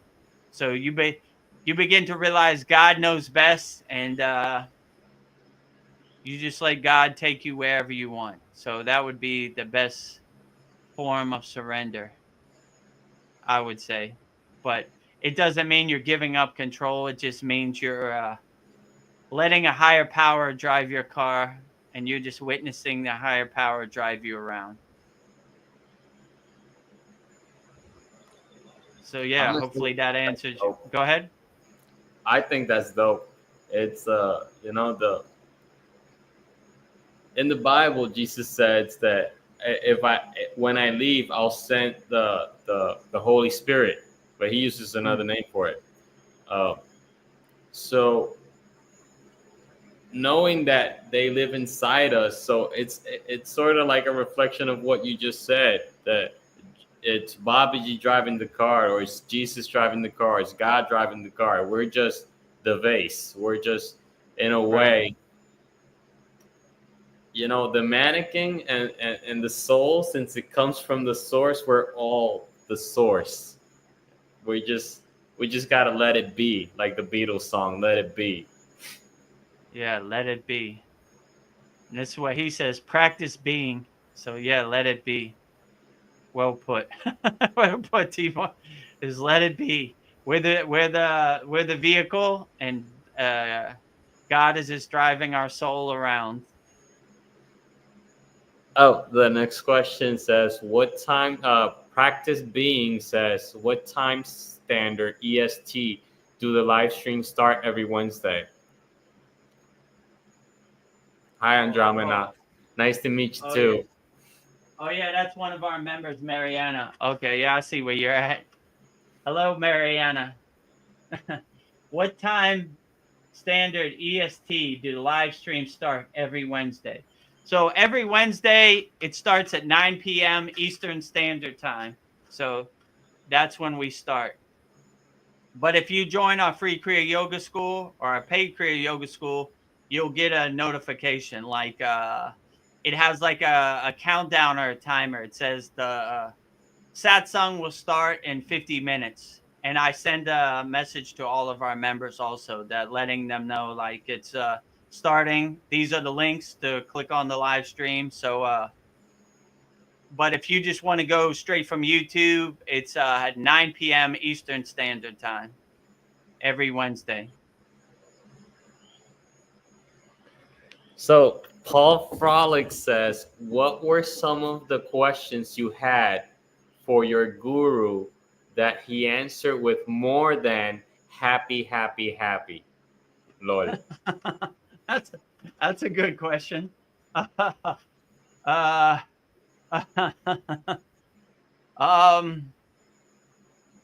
don't know. Every once in a while, he would go into some kind of detail, but it wasn't like an hour detail. It was more like a 10-minute detail. So some of the questions, like, I don't know. Let's say, let me think of a question. Like, why does Shiva have a snake around his neck? And it would just, it would be more like, come on, Vedagurudev. You already know the answer to that. You know, the snake is a symbolization of your Kundalini, and by his Kundalini full and snake, the hood being awake, it means that his Kundalini is awake. So Shiva is the ultimate enlightened being, and pure consciousness. So no one's more awakened than Shiva, and something like that. And I'll be like, yeah, okay, maybe I shouldn't have answered that question. So it was almost like you already know the answer to these questions. Yeah, I think you just asked me because you want to hear yourself talk.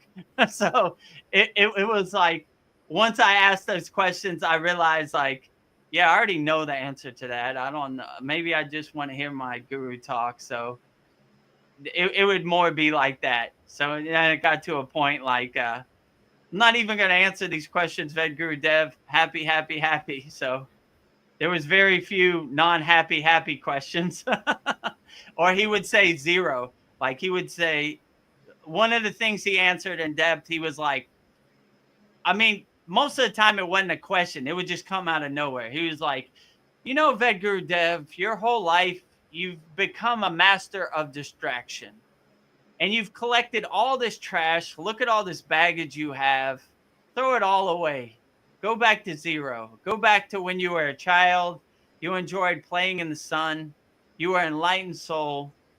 Too much distractions and too much junk. Throw away all this junk and just go back to zero. So after that, he would come by me and I'd be doing my sadhana practice and he'd go 0, 0, 0, you know, just a reminder to make me go back to zero.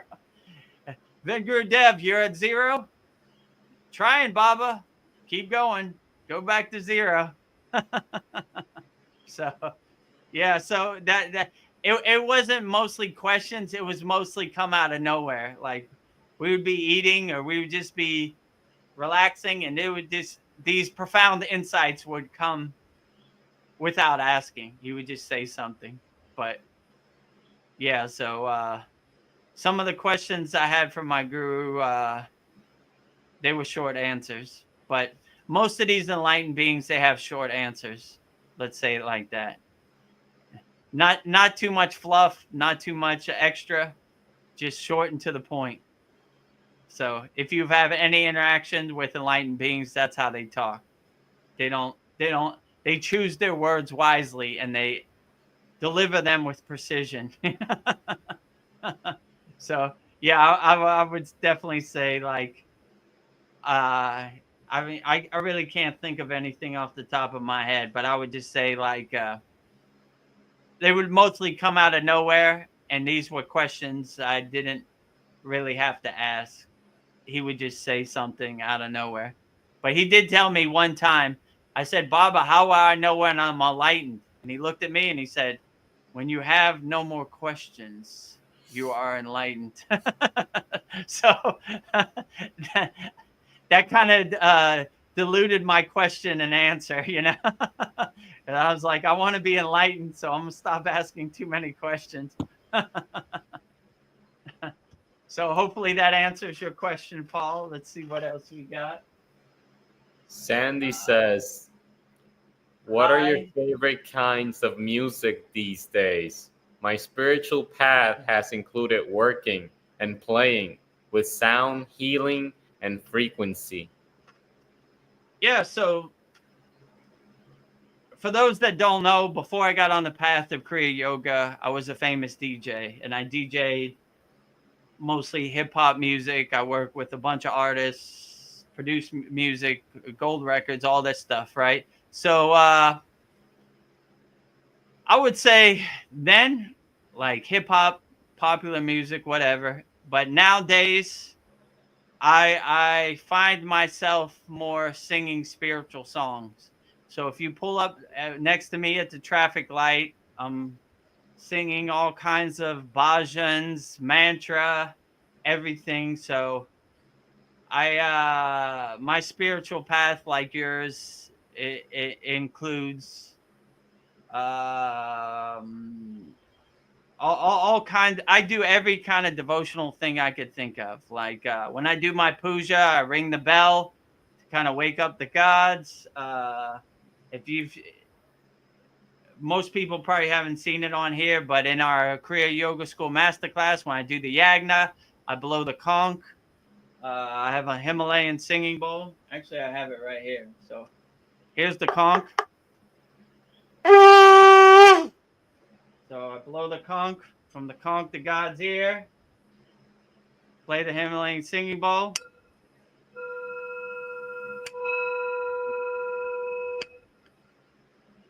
You could also do like this, like what she's talking about, like what'd she say? Favorite kind of music? Yeah, playing healing frequency, you know, the Himalayan singing bowl, It's like a sound bath, which has soothing vibration. So, just mostly singing devotional songs to God. So I open my heart with pure feeling and bhava and sing as loud as I can to God. So that's basically the music I listen to now. I like listening to other people sing mantra japa. So yeah, mostly spiritual music and healing frequencies and uplifting frequencies, I would say. So hopefully that answers your question, Sandy. I saw there was one other question before. Yep. Next, CTs Mr. are a Blonde. distraction. Oh, Oh, oh yeah. Hold on. There's one more. CTs are a distraction. They happen on their own through surrender. Not enough because they're not sought. Yeah. So practice being, I would agree with you. These CTs are mostly byproducts of your sadhana or your tapas. So these yogic superpowers, they just kind of happen indirectly as byproducts. They're not an end goal. They're basically like a confirmation or a signpost or a breadcrumb that you're on the spiritual path. But they're not really they're not really the goal. So they just happen. And when these CTs happen, they're not expected.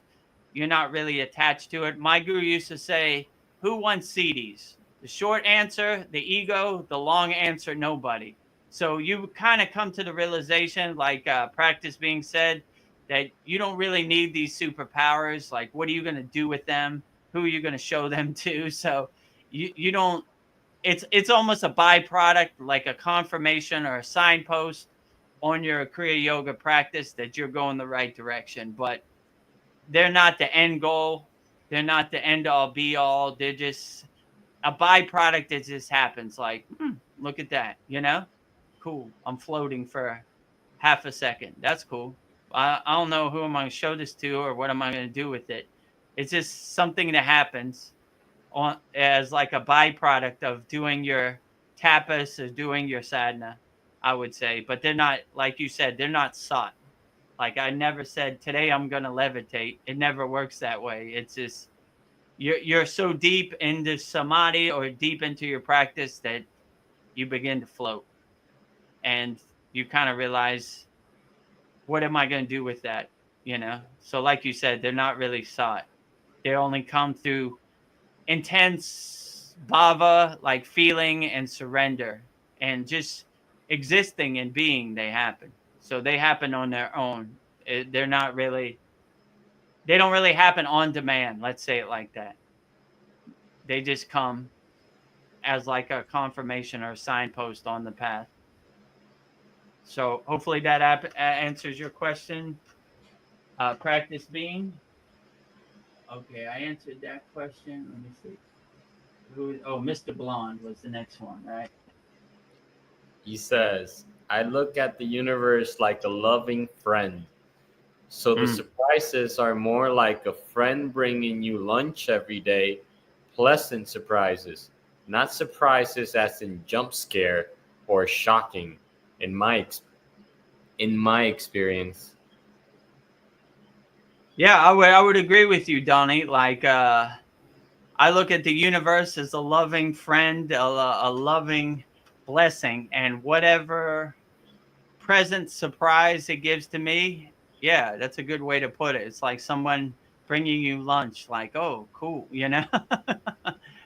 But yeah, it's not like a jump scare, not like a shocking kind of thing. It's like a cool confirmation. Like I say every day I jump out of bed because I want to see how Babaji surprises me today.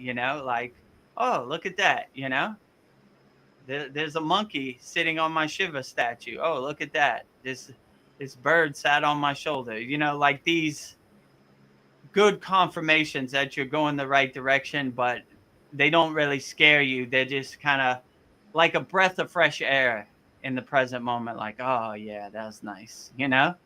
Oh yeah, that worked out beautifully. So Yeah, I agree with you.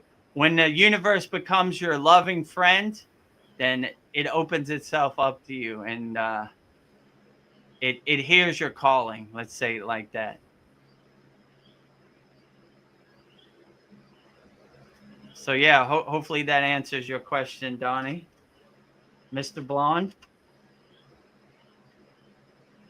And let's see what the next question is.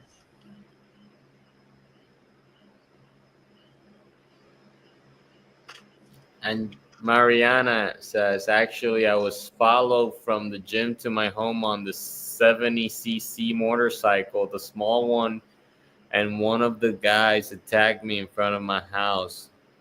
Was a good neighborhood. Yeah, it happens. I mean, they're out there. People who are hungry are looking for people to take advantage of. I mean, before I got on the path to Kriya Yoga, one time I DJ'd in Brazil, and if you ever been to Rio de Janeiro, one street is very safe, and then the other street is not safe. What do they call it? Favelas, right? Or something, the ghetto. So I happened to wander into this favela, and I went into this corner store. It's called a bodega, and came out, and there was this kid, about 16-year-old, who had a 2x4, and he was looking at my shoes, and he was waiting to hit me over the head with his 2x4. So I said, I scared him. I go, get out of here. What are you going to do? And he just ran away. I went and found the police, and I was like, there's a kid who's trying to rob people. And the police was like, he had a machine gun. He's like, you show me, I kill him. I was like, never mind. I just went back to my hotel. Wow. So Intense. I was like, yeah, they're out there, but like I said, sometimes they're in your neighborhood. Sometimes they stay in their place. I don't know. Just try to stay away. Like I don't know. People who are hungry want to eat. So if they see you as a meal ticket, then they're gonna try to take advantage of the situation. But yeah. So stay safe out there.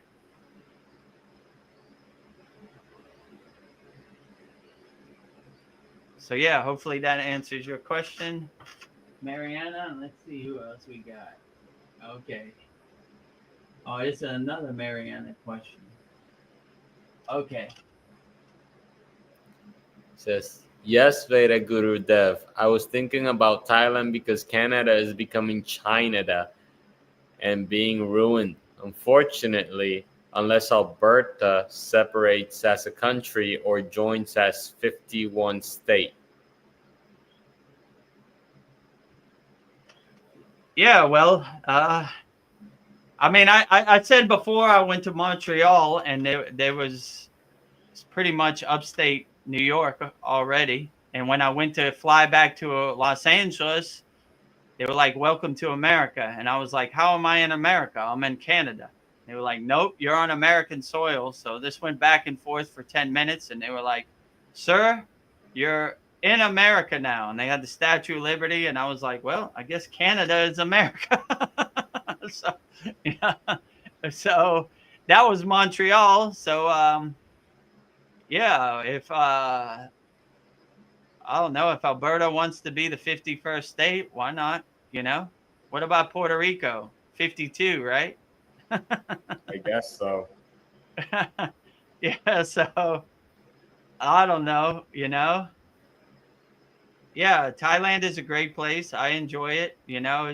I'm pretty much Thai now, so I wasn't aware that China, right? China, not Canada, China.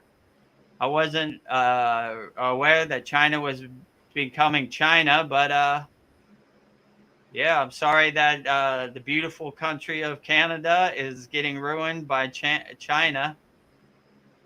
And personally, Alberta separates. So I guess Alberta doesn't want to be a part of the country of Canada, wants to be part of America. So No, we'll see what happens. You know. Yeah, I can't verify. Have I ever been to Alberta? Maybe, but yeah, I'm sorry, but you're always welcome in Thailand if you want to come join me. Any of our members or anybody, let me know when you land. I'll pick you up at the airport.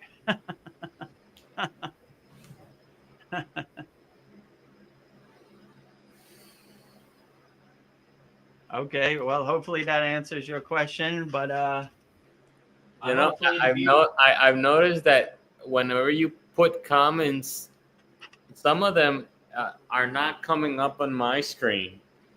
So I just read them from your screen when you put them on. Because Oh, that yeah, one, let go, let God, that was Mr. Blonde just adding to what the earlier comments talking about. I look at the universe like a loving friend, bringing lunch, and that was part of that.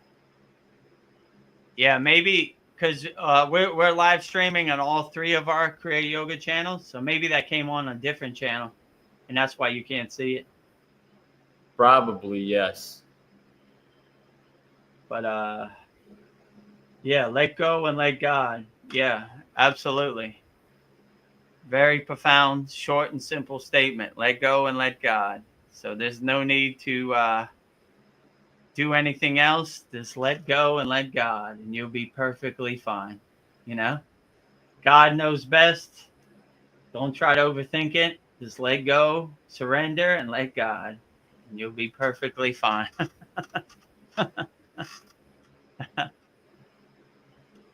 Practice being has a comment below that saying the holy name repeated through japa incubates in consciousness and transforms into light.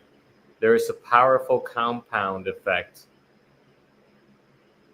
Yeah, absolutely. Mantra japa, the bija, the sound syllables really keep you laser focused and keep you aligned in oneness with God. So you can never go wrong chanting the name of God with positive feeling and bhava. So like, yeah, I agree with you. Mantra japa is very profound and uplifting. So I would definitely say do as much mantra japa as you can. I don't know why I can't see that one. Now, is it lower? Where did you see that comment? It was up higher? No, it's on YouTube, on the YouTube live stream. Hmm. After that, he says, practice being says, great sense of humor, Vedagurudev. Now I'm not seeing it. Oh yeah, now I see it. I had to refresh it. Uh, Great. Yeah. Okay. I see it now. Yeah. Well, let me put that up again. All right. Do it again. So, the holy name repeated through japa, mantra japa, includes in it consciousness that transforms into light. There is a powerful compound effect. Yeah. So, like I was saying before, when you radiate or vibrate the sound syllables, the bijas of each mantra, it really vibrates and resonates inside your body because your body is mostly water. So it vibrates the water in your body and it aligns and centers yourself through the Susimna Nadi to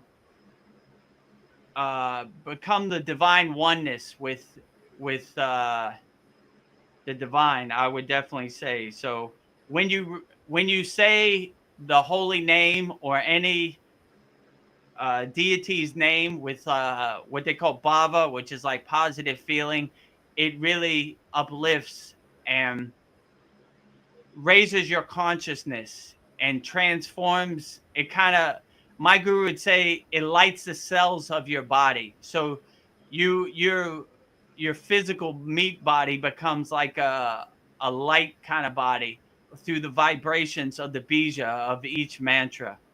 And it's like you said, it's a powerful compounding effect. When all the pieces of the puzzle come together, it uplifts and kind of radiates your body, and your body kind of has that light kind of glow just by saying the holy enlightened name of whatever deity you're saying.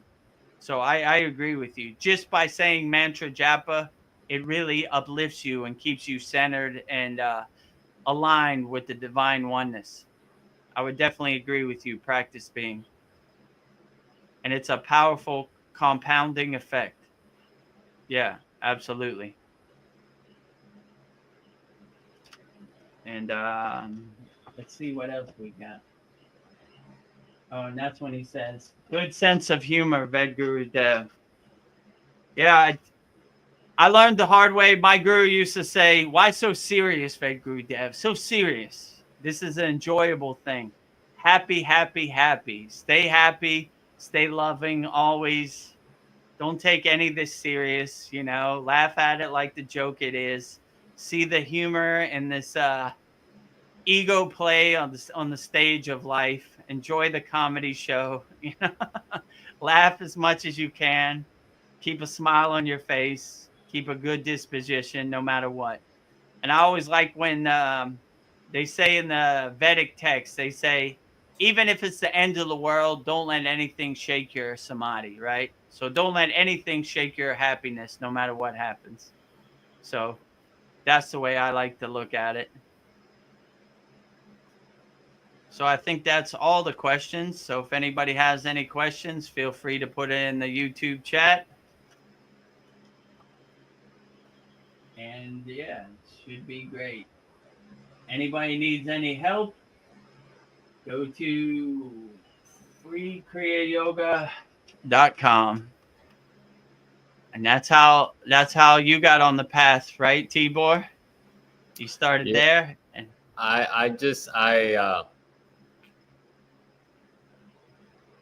in total honesty, I just looked up yoga and the different on Google, and Kriya Yoga popped up, and started watching videos, and I noticed that I was practicing the breathing work referred, the different breathing exercises that Kriya Yoga offers. I noticed that I was already doing that, but once I was exposed to the Kriya Yoga knowledge for certain, okay, I've been practicing this for quite some time, but now I know that I've been doing this. Now I can formally educate myself. So I just recently learned about Kriya Yoga in the past months. And after that, I started searching for a free Kriya Yoga school because, I'm struggling financially. So I also on Google, I search a free Kriya Yoga school or free Kriya Yoga guru.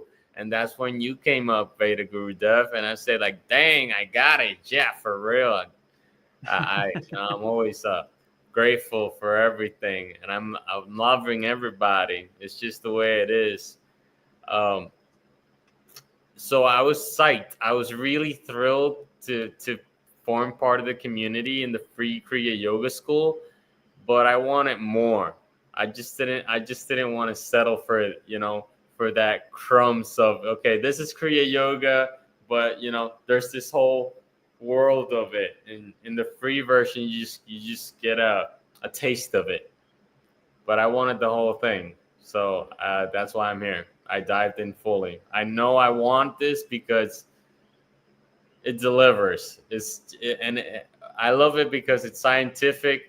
And it's spiritual, and it's everything. It's like a circle. It's perfect. It's just perfect and all inclusive.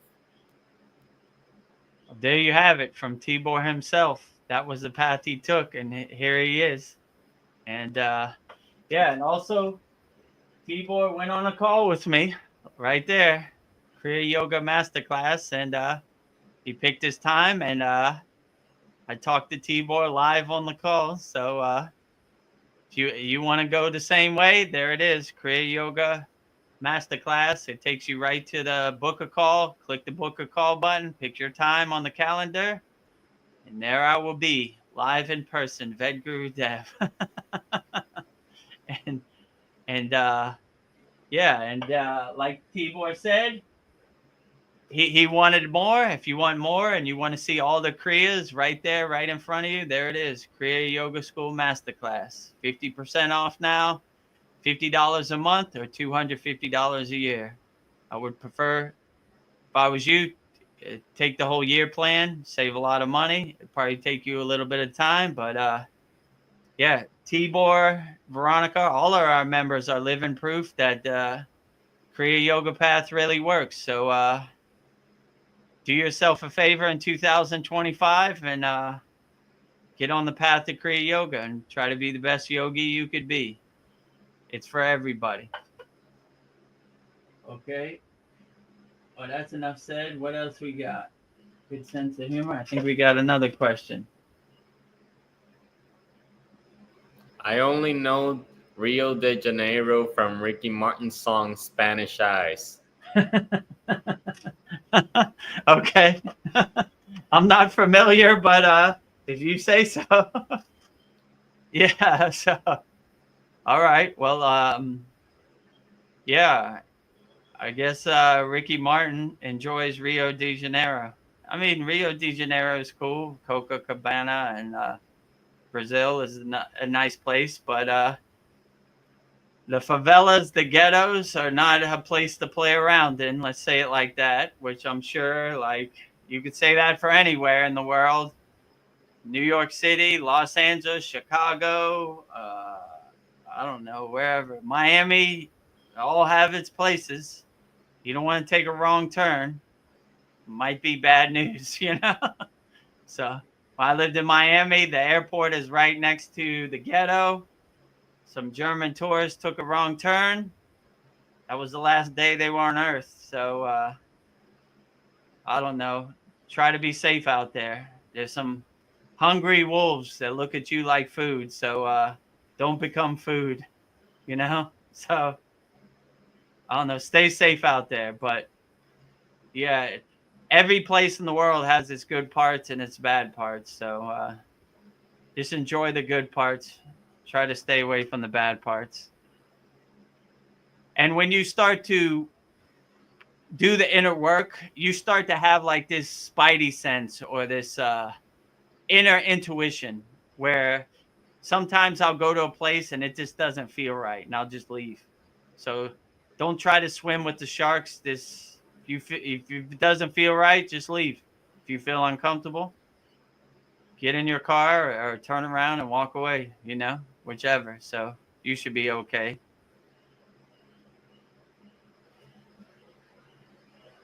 So yeah, hopefully that answers your question, Mr. Blonde, Donnie. So anybody have any other questions? Feel free to put it in the YouTube chat. So yeah, Veronica sent me a bunch of questions and I only answered one. Oh, we just got another one. Oh, we got a couple more. Okay. All right. Oh yeah, we got two. Practice Being says, intuition is our inner spiritual GPS compass. True. Yeah. So if you surrender to your inner intuition, it always kind of knows best. Like this is the right way to go. We shouldn't go here. It makes me feel uncomfortable.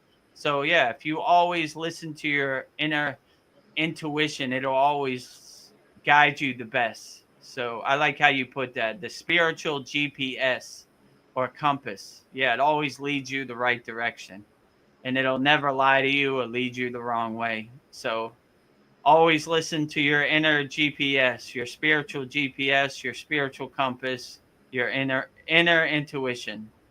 You know, that I can relate so much with that. I want to share a story about it.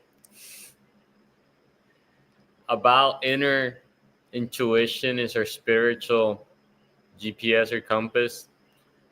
we all have that. We all do it, like the spidey sense, like you said. A couple of days ago, like 2 days ago, maybe 3 days ago, I have two vehicles, or let's say I had two vehicles. I lended one to a friend so he could use it to work. And not even a week in, he drowned it in a flood, in a flash flood. So car's like the total loss. And that day in specific, I had the intuition about calling him. It was around 7 p.m. to 9 p.m. around that time, from 7:30 to 9 in the nighttime. And he was still out working. And I was home, and I thought to myself, I should call him. But then I doubt it. My intuition, that spiritual GPS compass, I doubted it. And I said, I'm not his dad. I trust him. I don't need to call him to check up on him. I'll just let him be. Like we said earlier, I'll just let it be. I don't need to check up. I'm not his dad. We already agreed that I'm going to give him my car so he could do his thing. So, yeah. And then that day at 1 a.m, he calls me for help because the car drowned. He drowned it in a flood. He was driving it, and car stopped because the street was flooded. And when he stopped the car just shut down. And I just wanted to share that because everything's good. It's all settled and it's all taken care of. Well, I'm currently taking care of it, and it's not catastrophic or chaotic for me because I have two vehicles, so I still have my favorite one intact. And I wanted to actually, the one that's a total loss, the one I just shared the story, I wanted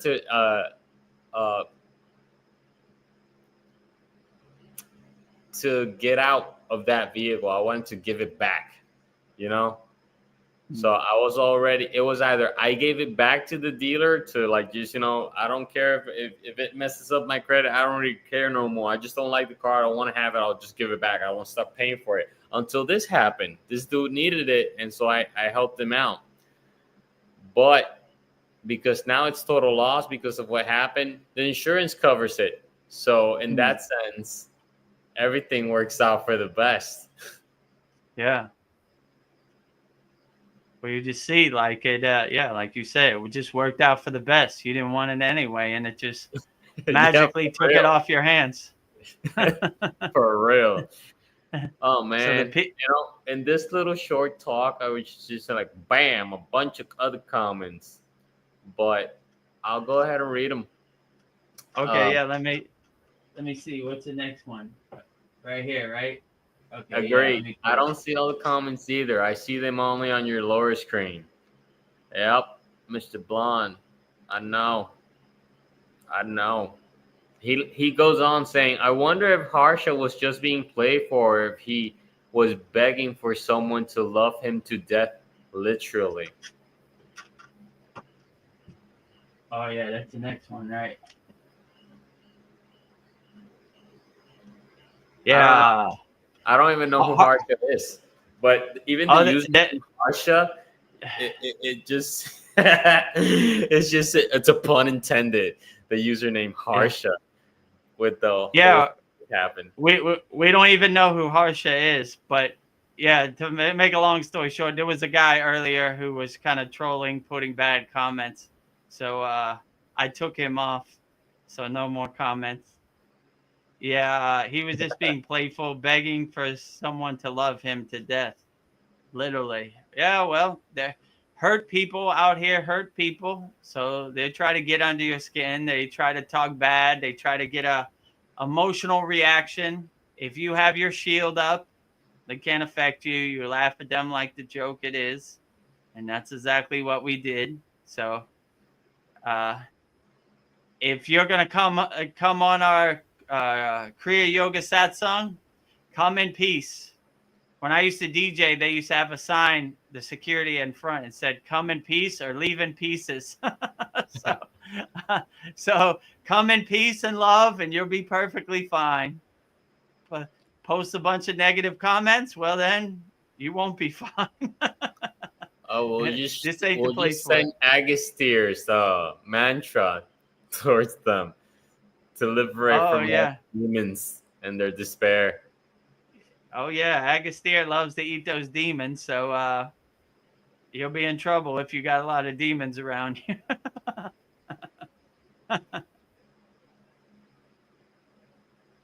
Yeah. So hopefully that answers your question, Mr. Blonde, Donnie. Practice Being says, Put it up there. Yeah, okay. I used to believe that wearing black absorbs all surrounding energies, even negative. But now I realize that's just a limiting belief, and I'm only subject to what I hold in mind. Totally agree, you know? Yeah, totally agree. Like if you start letting other people's perceptions become your perceptions, then they start to affect you. But if you don't have that limiting belief, then it can't really affect you. Like I said before, if a tree falls in the woods and you didn't hear it, did it really fall? So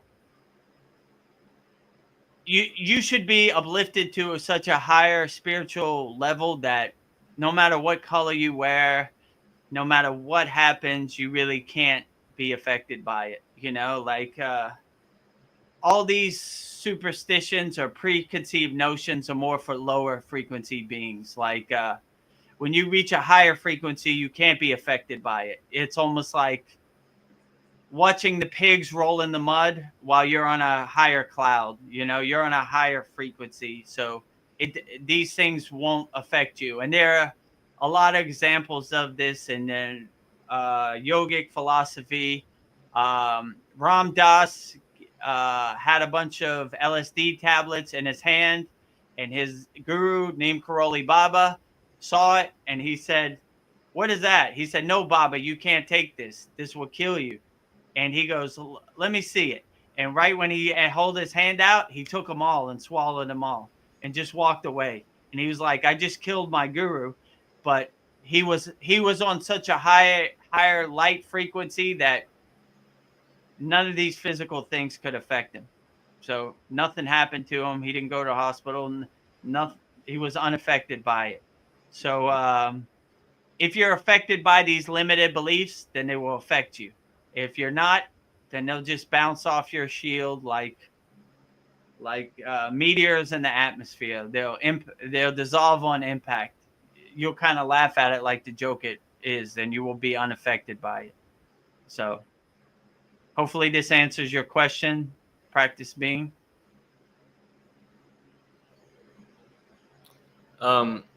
Yeah. Mr. Blom says, I always wear black.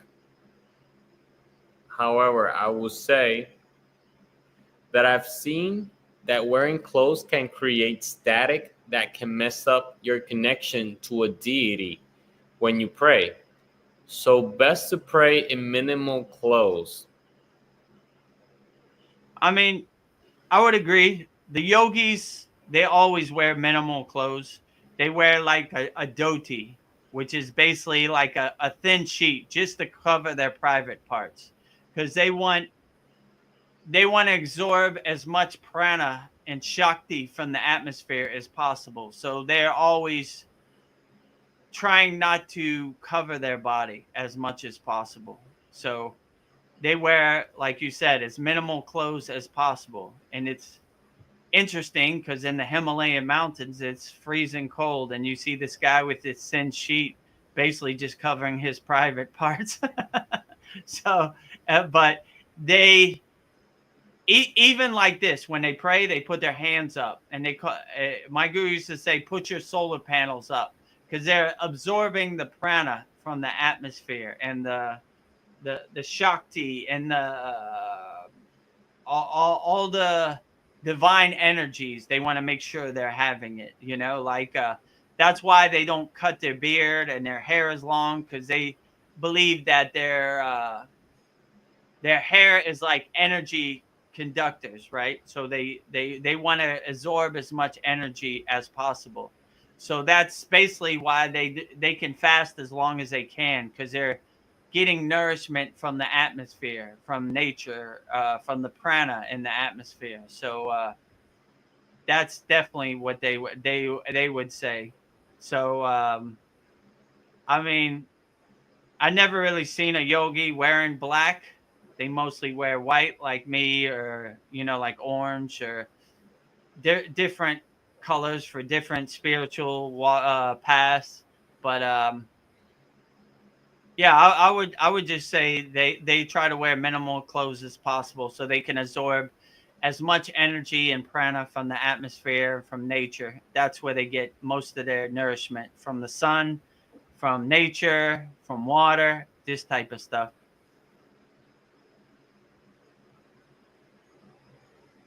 So yeah, hopefully that answered your question, Donnie, Mr. Blonde. I see we got a couple more. Practice being. Come here, correct Harsha. Plus, the only real freedom we have is to not react to anything. True. So yeah, I would just say you're the king of your castle. You're in control. So you control how you react to anything anybody says. But if you could really become the detached witness and step back from the TV, then you become unaffected by everything, and you kind of laugh at it like the joke it is. Like, this doesn't affect me at all. And I have the emotional detachment to not be affected by this in any kind of way. I laugh at the comedy show like it is. I'm unaffected. My Kriya Yoga shield is up. My aura is protected, where meteorites can't enter my atmosphere or affect my inner being. So like, yeah, that's what I would say. Like, you are the king of your castle, and you are in control how you react to anything. And if you react emotionally, then you're reacting the wrong kind of way. You should never act emotional. You should always react from a place of peace, love, understanding, compassion, and helping, non-harming, I would say. But yeah, well put, practice being. I agree with you. Let's see who we got. Mr. Blonde, that's in accordance with wind bats.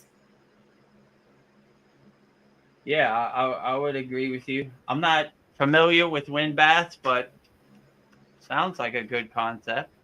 I would like to bathe in the wind. And in the Himalayan mountains, you have no shortage of wind, that's for sure. So every day is a wind bath from the time you get up to the time you go in your cave. You're wind bathing in the grace of God, for sure.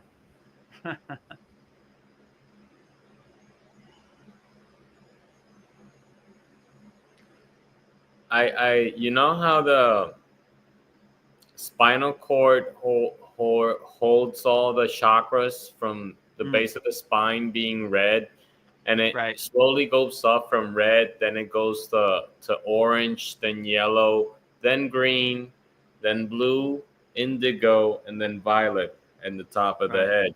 Now, if we keep going up to the rainbow when it pops up, the last chakra on top of our heads is violet, but if we continue up, the first color we would find, would be the color lastly below the rainbow. This is the Right. rainbow, right? So the first Yeah. color below the rainbow is violet, because the one on top is red. So we're literally mirrors of the light, the rainbow, the whole light spectrum, which is the True. color of the rainbow. The rainbow goes red, orange, yellow, green, and it's the same order but in reverse till it reaches the top of our heads, and that's how it's a mirror, the rainbow with the human body. Nice. And That's so very profound. and so when we accompany the colors when we're cleaning our chakras, so to speak, and using the bijas with the humming sounds, with the hum, and at the beginning there was nothing. It was just darkness, but God gave the word, and the light came about. The word is vibration. That's the Right. action. It's not be light and there was light. It was actually vibration, because all our words are vibrations. They're just encoded in messages in a context we can understand. Words we can understand, whatever language that is. It's just vibrations. And so we accompany the color of our lower chakra, which is red, the base of the spine, with what's the bija for that one? Lum, Lum, lum. And then we say lum, it carries the vibration of the color red of the base of the spine.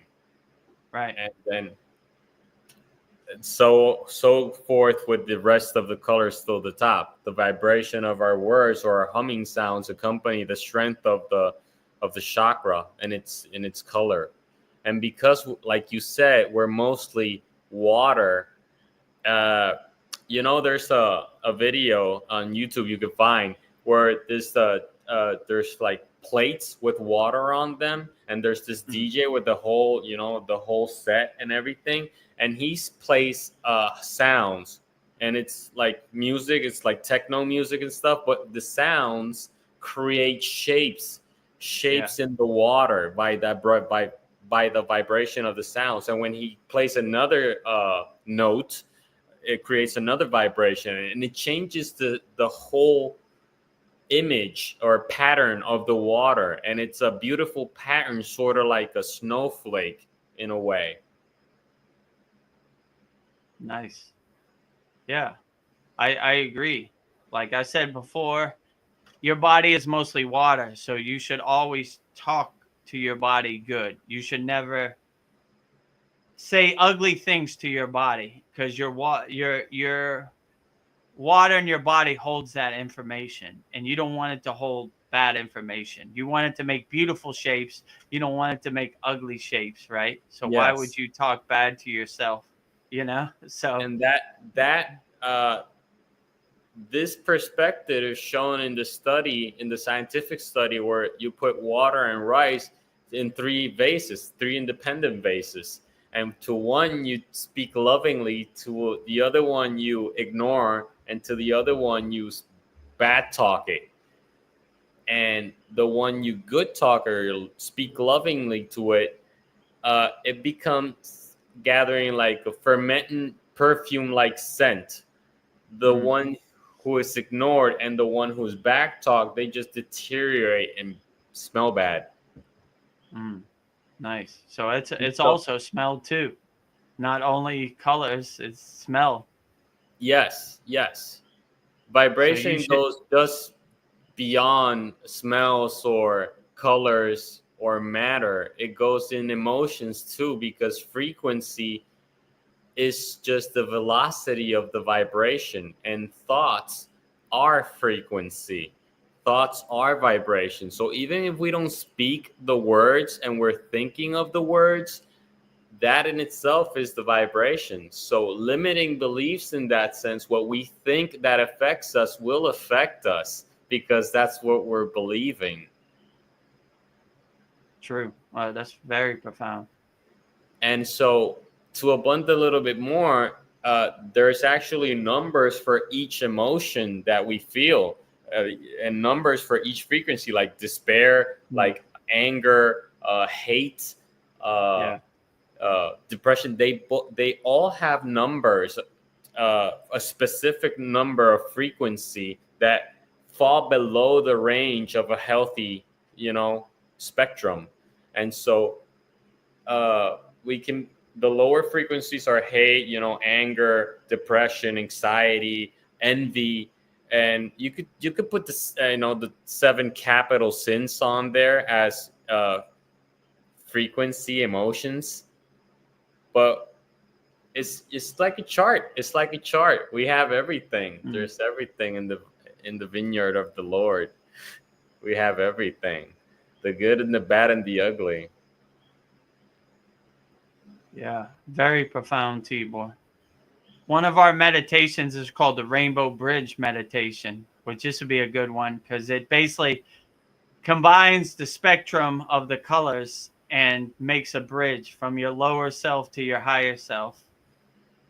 So that's a good one in our Kriya Yoga School Masterclass also. It's under meditations, and I think it's in advanced also. Yeah. I haven't got to that one, but I surely will soon enough. I'm excited. Yeah, when or you could just skip to it if you want.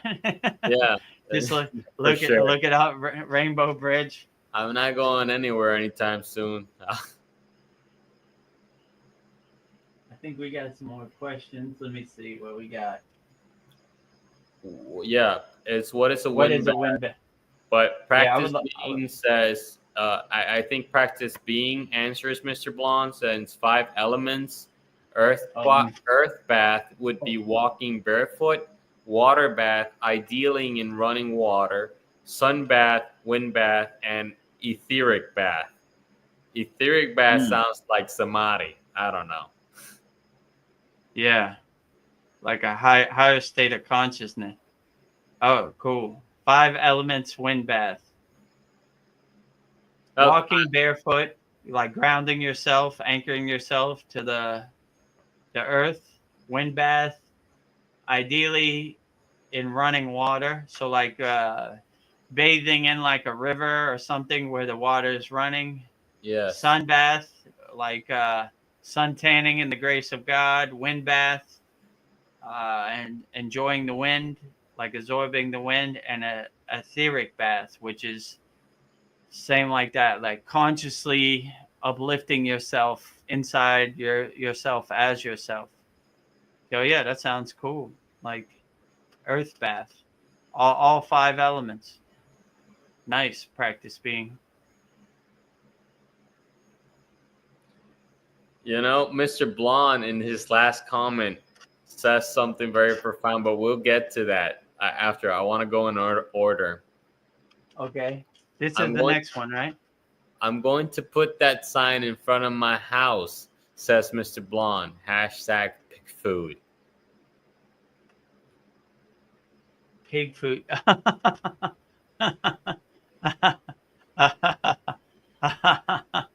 Okay, well, like yeah, well, if you want to put a pig food sign in front of your house, maybe you attract pigs. Maybe you want to dance with pigs. I don't know. I prefer to go the other way, right? Like pigs not welcome here, but yeah, maybe it's a good opportunity to dance. Practice being says always bow down to water before you drink it. And he also states, are you familiar with David Hawking's work and the scale of consciousness? Yeah, so I'll answer the first question. Always bow down to water before you drink it. Yeah, so in our Kriya Yoga School Masterclass, we have a profound food mantra, which is basically we do what's called prasad or prasadam. We give to God first before we eat the food. So we ask for God's blessing to purify cleanse our food through our food blessing mantra and thank God for the nourishment of the food. And we also call to Annapurna, which is the god of food, right? So we add all that in our food blessing mantra. So we basically bow to our food, like you say, before we eat it, or we give to God first, like we offer to God first before we eat our food as like a food blessing. And that's in our Kriya Yoga School Masterclass. It's called Babaji's Food Blessing Mantra. It's in our mantra classroom. So yeah, I would agree to you. We always give our food, our water, as everything as a blessing to God first, like offering to God first. So thank you for the nourishment of this food, being grateful and giving gratitude to God for the food that's on our table.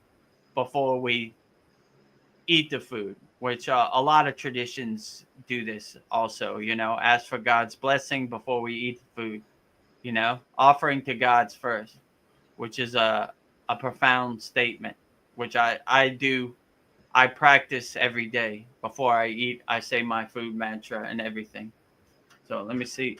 I'll put. Hey, I got it right. I got the yoga pose. I got it. Check it.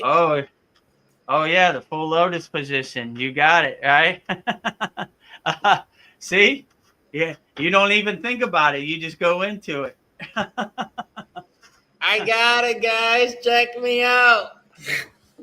Look at Tibor. In less than a month, how long did it take you?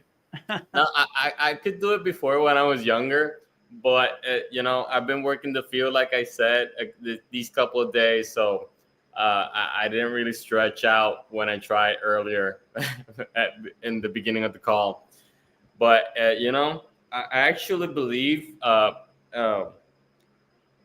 this can be maintained without straining your body. That this could be a natural sitting position, which won't feel uncomfortable anymore after you practice it enough.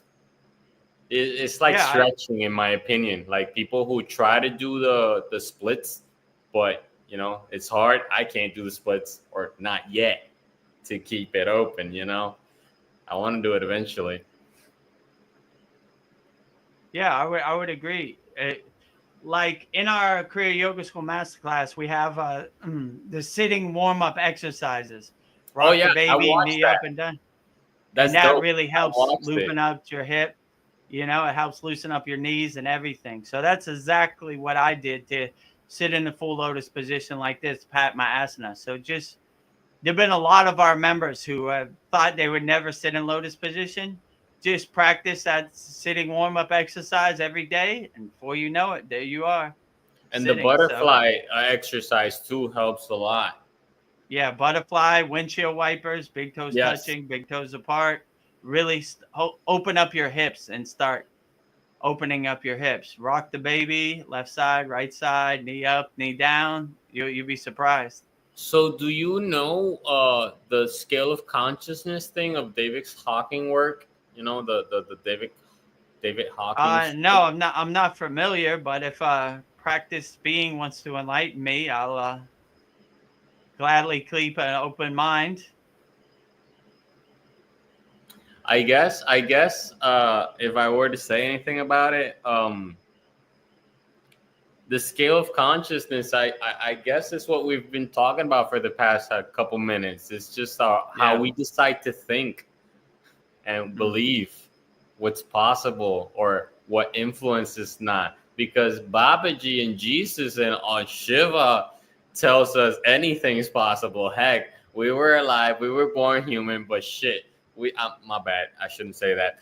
But we achieved this transcendental state of control and overall lovingness, oneness, just over time and time again saying, this is possible, guys. Hey, humanity, you could do this too, by the way, if you want to. True. Yeah, absolutely. I agree. Like my guru told me something that was profound. He said, love is not 5 beans in your hand. You don't have 5 beans of love.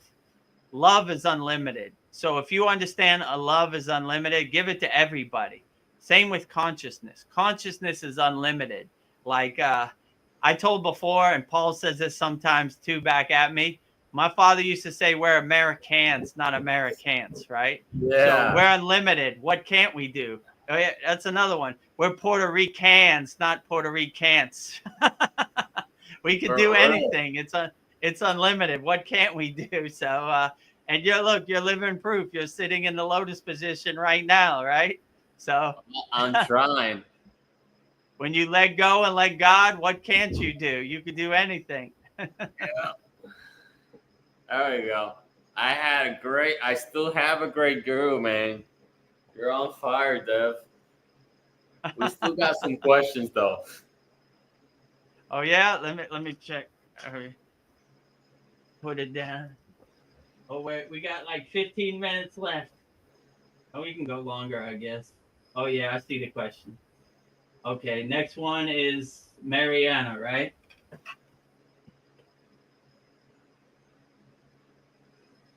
I'm off. I am off social media too, Sandy, for a few years now, except Telegram. I use it as private messenger. Too much hate, stress, negativity. Yeah, like I was saying in the beginning, I think that was the first question Sandy asked. If you look at social media just like mindless entertainment and you don't get attached to any of the narratives or any of the shouting matches, my guru used to say, what do you think of Facebook? And I was like, I don't know. I'm not really on Facebook. He's like, to me, it's a bunch of monkeys throwing poop on each other. So if you get into that slot machine of social media, you'll be in that movie. But if you just kind of witness it from a distance and kind of laugh at it like the joke it is, it really doesn't have the effect on you. And if you just use it as a private messenger, it really can't affect you. But when you start getting into my football team is better than your football team, and you start arguing and getting in shouting matches, you know, you don't want to be going down that rabbit hole. You just want to kind of laugh at it like the joke it is. So that's what I would say about social media. Mr. Blonde says, water holds information. Studies have been done that intentions can be put into liquids and food. This is a great way to bless food for others. Bow, feel grateful, pray good intentions into meals.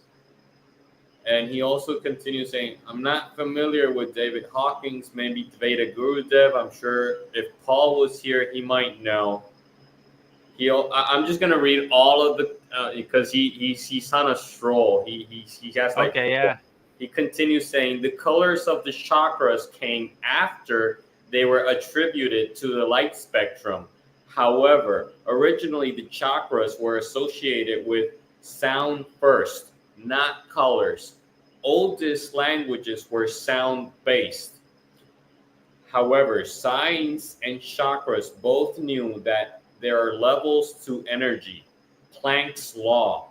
Usually, spirituality and science mirror each other.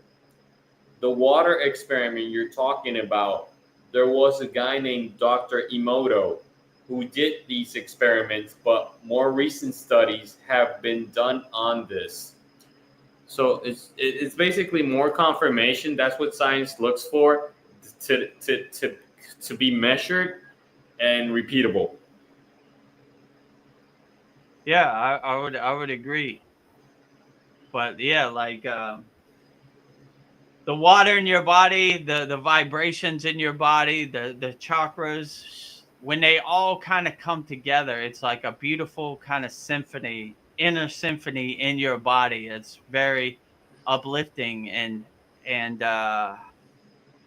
spiritually a breath of fresh air, I would definitely say. But I would just say yeah, go through the practices. Donnie's in our Kriya Yoga School Masterclass, so just yeah, just go through the practices and whatever uplifts you and helps heal the water in your body. That is the best practice for sure. Mariana says, anyone have read The Law of One in here? Yeah, let me go down. Oh, we got a lot. Oh, okay. Let me see. Science of chakras. Okay, that's the last one. Did I put that in there? Oh, I put the wrong one in. Anyone? There you go. Anyone has read The Law of One? Yeah, I'm kind of familiar. Like, I read The Law of One once. just so I had some kind of basic framework of it, but I'm not like a scholar on it. I understand like what was the guy's name? Ra, right? I think his name's Ra, and he's talking about the fifth dimension. So I resonate with the Law of One. I think it's a good book, you know, but I'm more on the Kriya Yoga path, but I think that's good information and correct information from my residents, you know. But I don't have too much of a overstanding about the Law of One. So if you want to tell me something about the Law of One, I'd be open to it, Mariana. Practice Being says, yes, the law of one and also the teachings of Quo. I don't know who Quo is. I don't know Yeah, what I the don't. law of one is either. I'm just hearing you guys talk it out. Yeah, so if you want to go into detail about the Law of One and Quo, I'm open to hear it. I don't know who too much about either of those. I don't even know who Quo is, but Law of One, I have a limited understanding about it. Like I said, I think the guy's name was Ra, and he's talking about the fifth dimension and how to live your life, which is pretty much aligned with yogic philosophy, in my opinion. Okay. So if Prac- you want to put it in the comments, I'll be glad to hear it. yeah. Practice Being says there comes a point where the accumulation of information becomes a distraction. I don't know. If you know everything, then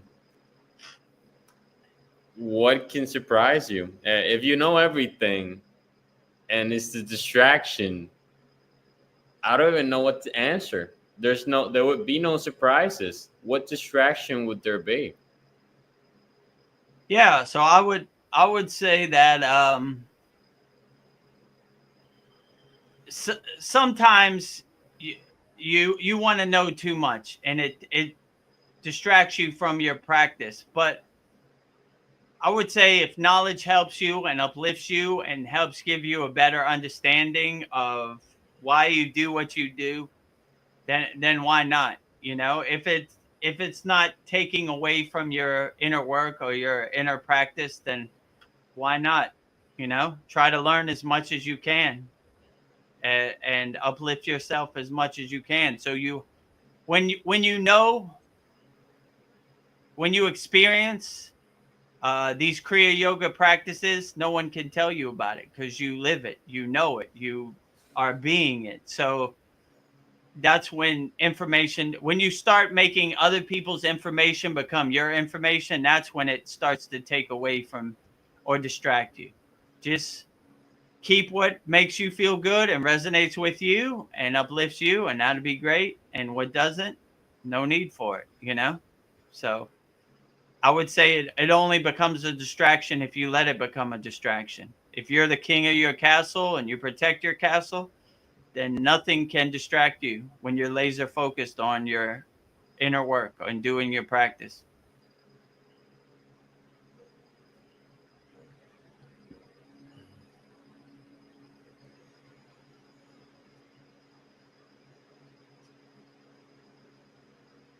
You know, ever since I was a little kid, in my mind, I've always had like background music, and it may or may not have lyrics on it, but I'd be having conversations with anybody. It could be family, it could be strangers, it could be with you right now. But as I'm Yeah. talking, having regular conversation, I have jingles, just different tracks on my mind, Mm. on my head, just playing. Some of them are like well known from songs that we know, but a lot of times it's just lyricless songs or sounds or Mm. music.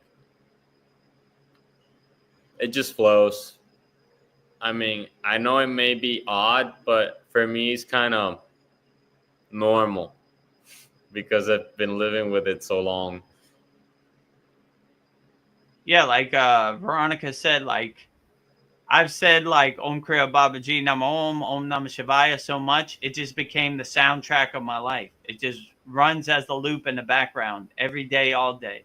All It could be, mantras, you know? yeah. I like the mantras and done habitually is what it was stated in the comments.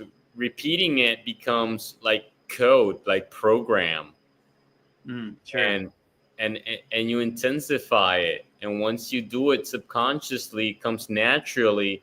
You're just like we stated earlier. We're just being uh, the conduit. God is living through us. We're just True. flowing with it. Yeah, I definitely would agree with you. I They guess. say in yoga, ajapa japa, which means God is saying your mantra for you. So you just step back and let God say your mantra for you, which I think is a beautiful concept, you know?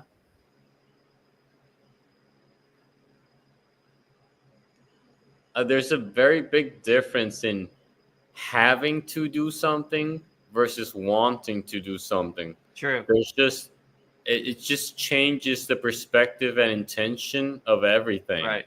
Because if you have to do something, you don't really want to do it most of the time. Yeah, true. I agree. Yeah, if you want to do it, it's a how would they say this? My guru said one time, he said, if you do what you love, you never work a day of your life. So when you love saying mantra japa, it's not like work, and it has a different intention or sankalpa, that the different vibration, that it's more of a blissful, loving kind of harmonious vibration than a stressful, suffering kind of vibration, you know, because you have to do it. It becomes non-work, you know?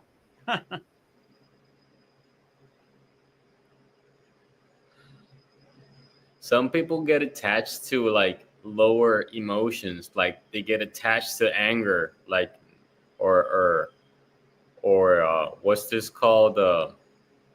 Wanting to take revenge or wanting to make justice for an injustice done to them. So they hold on to the Right. lower frequency emotion of anger like a drug. Because I've been in that position myself. And it's like Yeah. you could be alone in your house, in your room, but you're still just, on the buffet of anger for hours and just Yeah, true. machining in your thoughts what Machiavelli's things you could do to that person. to and that's why I say it's like a drug. Those lower frequency emotions that people hold on to, like resentment, they're Yeah. drugs.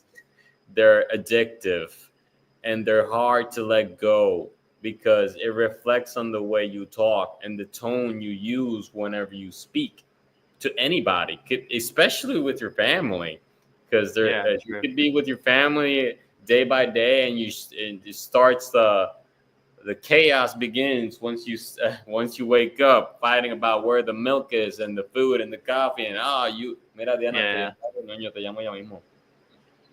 Okay, bye. Yeah.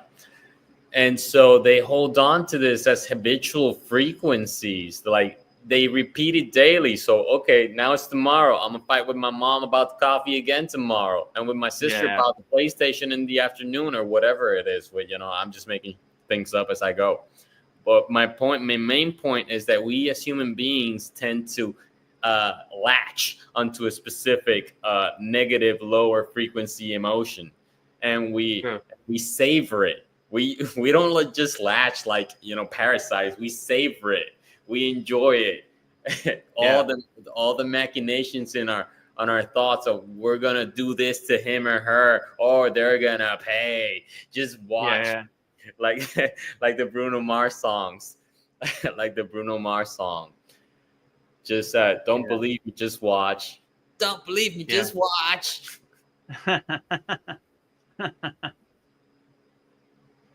Yeah, I agree with you, T-Boy. When you attach to that lower frequency emotion, it has a way of dragging you to hell, if you know what I'm saying, like and repeating it. Oh, that felt good, let's do it again tomorrow.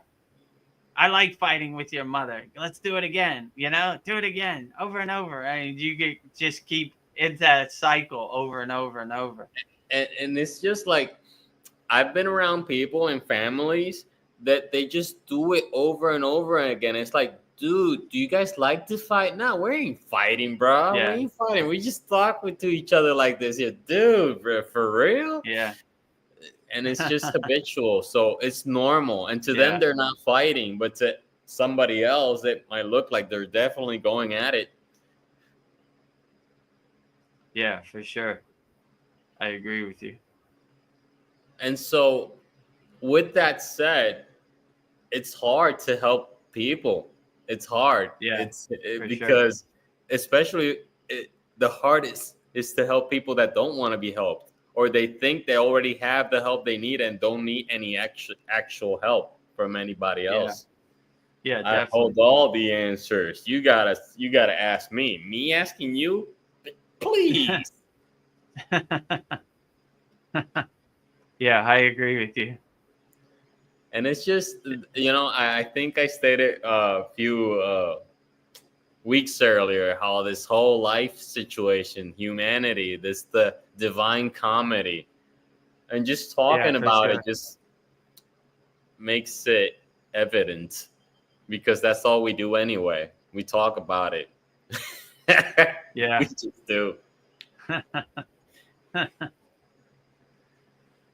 Oh, yo, Mariana, I said something. She Oh yeah, okay. says, Hold on. That's our last one. Oh, we got 4 hours. Okay. "Yeah, we got it. Last one. We got to cut it done." So Andromeda says, "I always like to learn new things about the nature of reality." Me too. That True. also includes NDEs, near-death experience, and out-of-body states. I found those states phenomenal. I wish I could do it consciously. Have you ever done it consciously, Vedagurudev? Or Yeah, have you ever done it? they have different techniques. Like in our last class, we showed a technique which is basically kind of that, and that's how yogis go out of body, or like what do you say, remote view it. You know, like they engage the five senses and they make like a silent movie, and they're able to. They're not really going out of their body, but they're transmuting their consciousness to a different place, or their place of their choosing. So that's more how I would do it, like an NDE, or like a out of body state. I would say, staying in the body, but your consciousness goes to a different place. So this is a good technique that we showed in our 60th class and our 61st class. It's called Purna Bhava and Draya. Purna means complete, like full.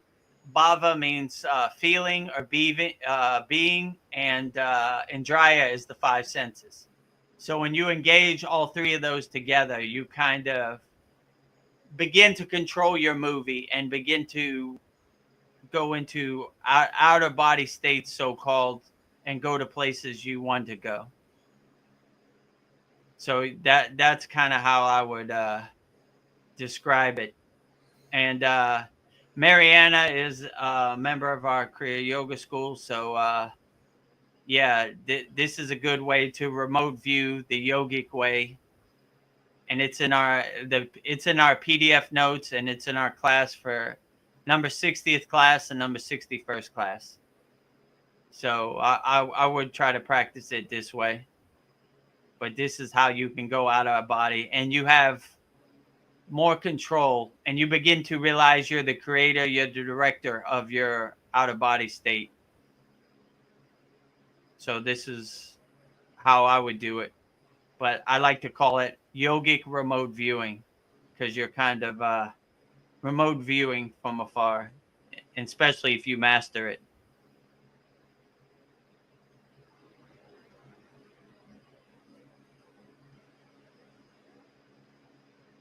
I think there's one more question, and I guess we'll wrap it up.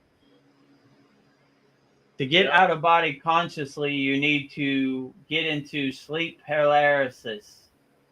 I have never naturally nor consciously. I just can't do it for some reason. I get tingling vibrations only. Yeah, I wouldn't say you need to go into sleep paralysis. I would say that, in my opinion, the yogic way we would do it, we would calm our body and our mind as deep as possible. So you could do it two ways. You could do it in meditation, or you could do it like in Shavasana or Yoga Nidra, lying on your back. And you would just basically calm your mind through your breath as calm as you can. And that kind of opens the doorway for you to go into an outer body state. I mean, I wouldn't try to go to outer body. I would more try to stay in your body where you could control it. And through this calming of that, you kind of transition into a sleep state where you can control the sleep state. You become the director of your sleep state. In yoga, they call it turiya, which is the highest sleeping state where you can control how your sleeping state comes out. So I wouldn't try to go into sleep paralysis. I would just try to get your body into a calmest, relaxing state, whichever way works best for you. If you're trying to do it on your bed, I would try to do it in like a corpse pose or shavasana or a yoga nidra, which is more of advanced, and just calm your mind as slow as possible. And once you transition into the sleep state, I would try to control it, you know? So anybody says you need to be in paralysis to get in this state, I would say, in my opinion, it's not correct. Because anything you're trying to force or struggle into, you're creating a fear state. And that's not a state you want to transition into a dreaming out of body state. You want to transition into the most calm, peaceful, blissful, harmonious state. That would be the best way. So if you transition in a fear state, that fear state is going to follow you into, right? And when you're in sleep paralysis, you feel like you can't control the sleep. So you don't want to go transition in that sleep state. You want to transition in a more blissful, like I said, like a shavasana, corpse pose, yoga nidra, or like a purnasudi, complete yogic breath. Just still your body as still as possible. And when your body is completely still and you have no thoughts or no fears or nothing, then you would transition into that state. And that's when you would have a profound state to go into transition into a sleep state. So I definitely wouldn't have any fear or struggle or any paralysis or anything when you go into that state, because that will carry into you and that will make that state not right. Let's say it like that. So I always say transition into sleep as blissful and calmly as possible. And that would be the best way to transition. So yeah, that's what I would definitely say. But I wouldn't go into a sleep paralysis state because you start to panic and you start to fear like you can't control this, right? You want to be in a more of a state where you can control the outcome and you can control how you direct your movie. So I I wouldn't definitely go into a sleep paralysis state. I would go into a more conscious, relaxed, deep relaxed state. Like, it depends how you do it. If you do it in meditation, I would do like purnasudi first. Just kind of calm your breath, calm your mind, detach, let go, like sudi, from all your thoughts that come in your mind. And when you have no thoughts and you're completely centered and you're completely aligned, then I would go into the sleeping state. That's what I would recommend.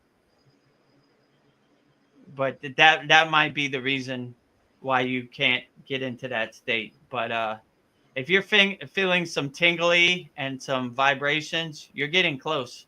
You just need to I would drop the sleep paralysis part of it. I don't know who said that, but in my experience, when you go into these higher states or these remote viewing states or NDE states, you would want to transition in a blissful state. You wouldn't want to transition carrying any kind of fear or paralysis with you, because that would follow you into that state, and that would distract you. That would open the door for your monkey mind. So I would definitely say just go into a deep, relaxed, calm kind of state. That would be the best way I would suggest to go into that state. You kind of answered her next question. Okay, I didn't even see her next question. Let me see. Okay. Is there any protocol for remote viewing or special meditation? I think you just covered that. Yeah, so I would say, like, you have access to our Kriya Yoga School Masterclass. We had a very profound meditation, which is called, in our 60th class and our 61st class, which is called Purna Bhava Indraya, right? So it's basically that, like I said, that would be the yogic protocol for remote viewing.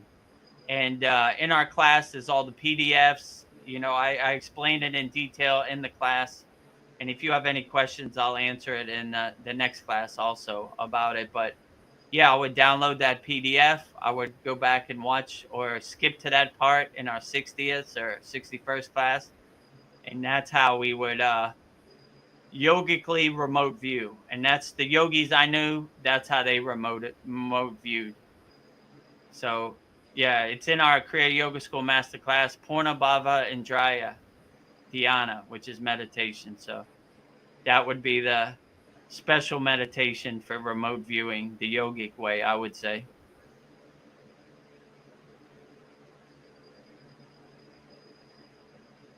I think that's it. Okay, great. Well, let's wrap it up, I guess. Where we at? 4 hours and 11 minutes. All right, sounds good. Let me move my camera up. I got my halo over my head. So yeah, so that's it for this satsang. If you enjoyed the satsang and you would like to join us, you can book a call with me. Go to Kriya Yoga School Masterclass, like Tibor did before. He booked a call with me. I'll get on the call with you. We'll try to solve all your problems. We'll try to help you overcome everything you're going through in the present moment. 100% free, no pressure, no sales pitch. Like if it resonates with you, then we'll take the next step. If you're brand new to Kriya Yoga and you want to get started, like Tibor said, he looked for free Kriya Yoga and he found our free Kriya Yoga school and joined it. And it gives you some framework. It gives you some glimpse of some breadcrumbs just to get you started. What are the 5 folds of Kriya Yoga? Who is Vedagurudev? Some basic practices to start practicing Kriya Yoga. When you upgrade from that and you're ready to go to the real deal, the main practices right there. Kriya Yoga School Masterclass right now, $50, 50% off, $50 a month, $250 a year. So the $250 a year would be the best discount. So check it out. But if you're brand new to Kriya Yoga, I would start with the free Kriya Yoga School like Tibor did. Then when you're ready, no pressure, upgrade to the Kriya Yoga School Masterclass. And I will personally coach you through everything, and we'll get you to the highest frequency we can in the present moment. So that's about it. We do this Kriya Yoga School Masterclass. We do this. I removed myself from the stage. We do this Kriya Yoga Satsang Q&A every Wednesday at 9 p.m. Eastern Standard Time. Everybody's welcome to join us. So with that said, we will end with this Last note, I will sing the Shanti Universal Peace Mantra, giving peace and love to all people all around the world. Om Shanti, Shanti, Shanti, Shalom. Sat Nam Sadhu Tao Am Om Spirit Swami Kami Amen Amen Omen Selah Om Om.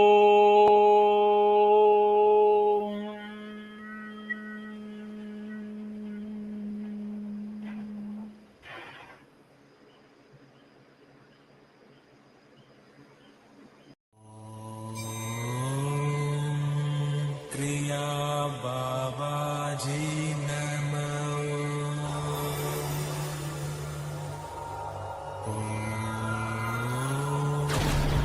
Kriya Babaji Namo.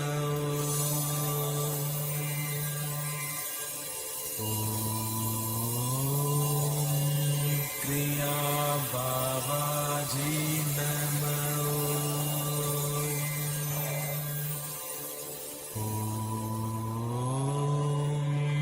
Kriya Babaji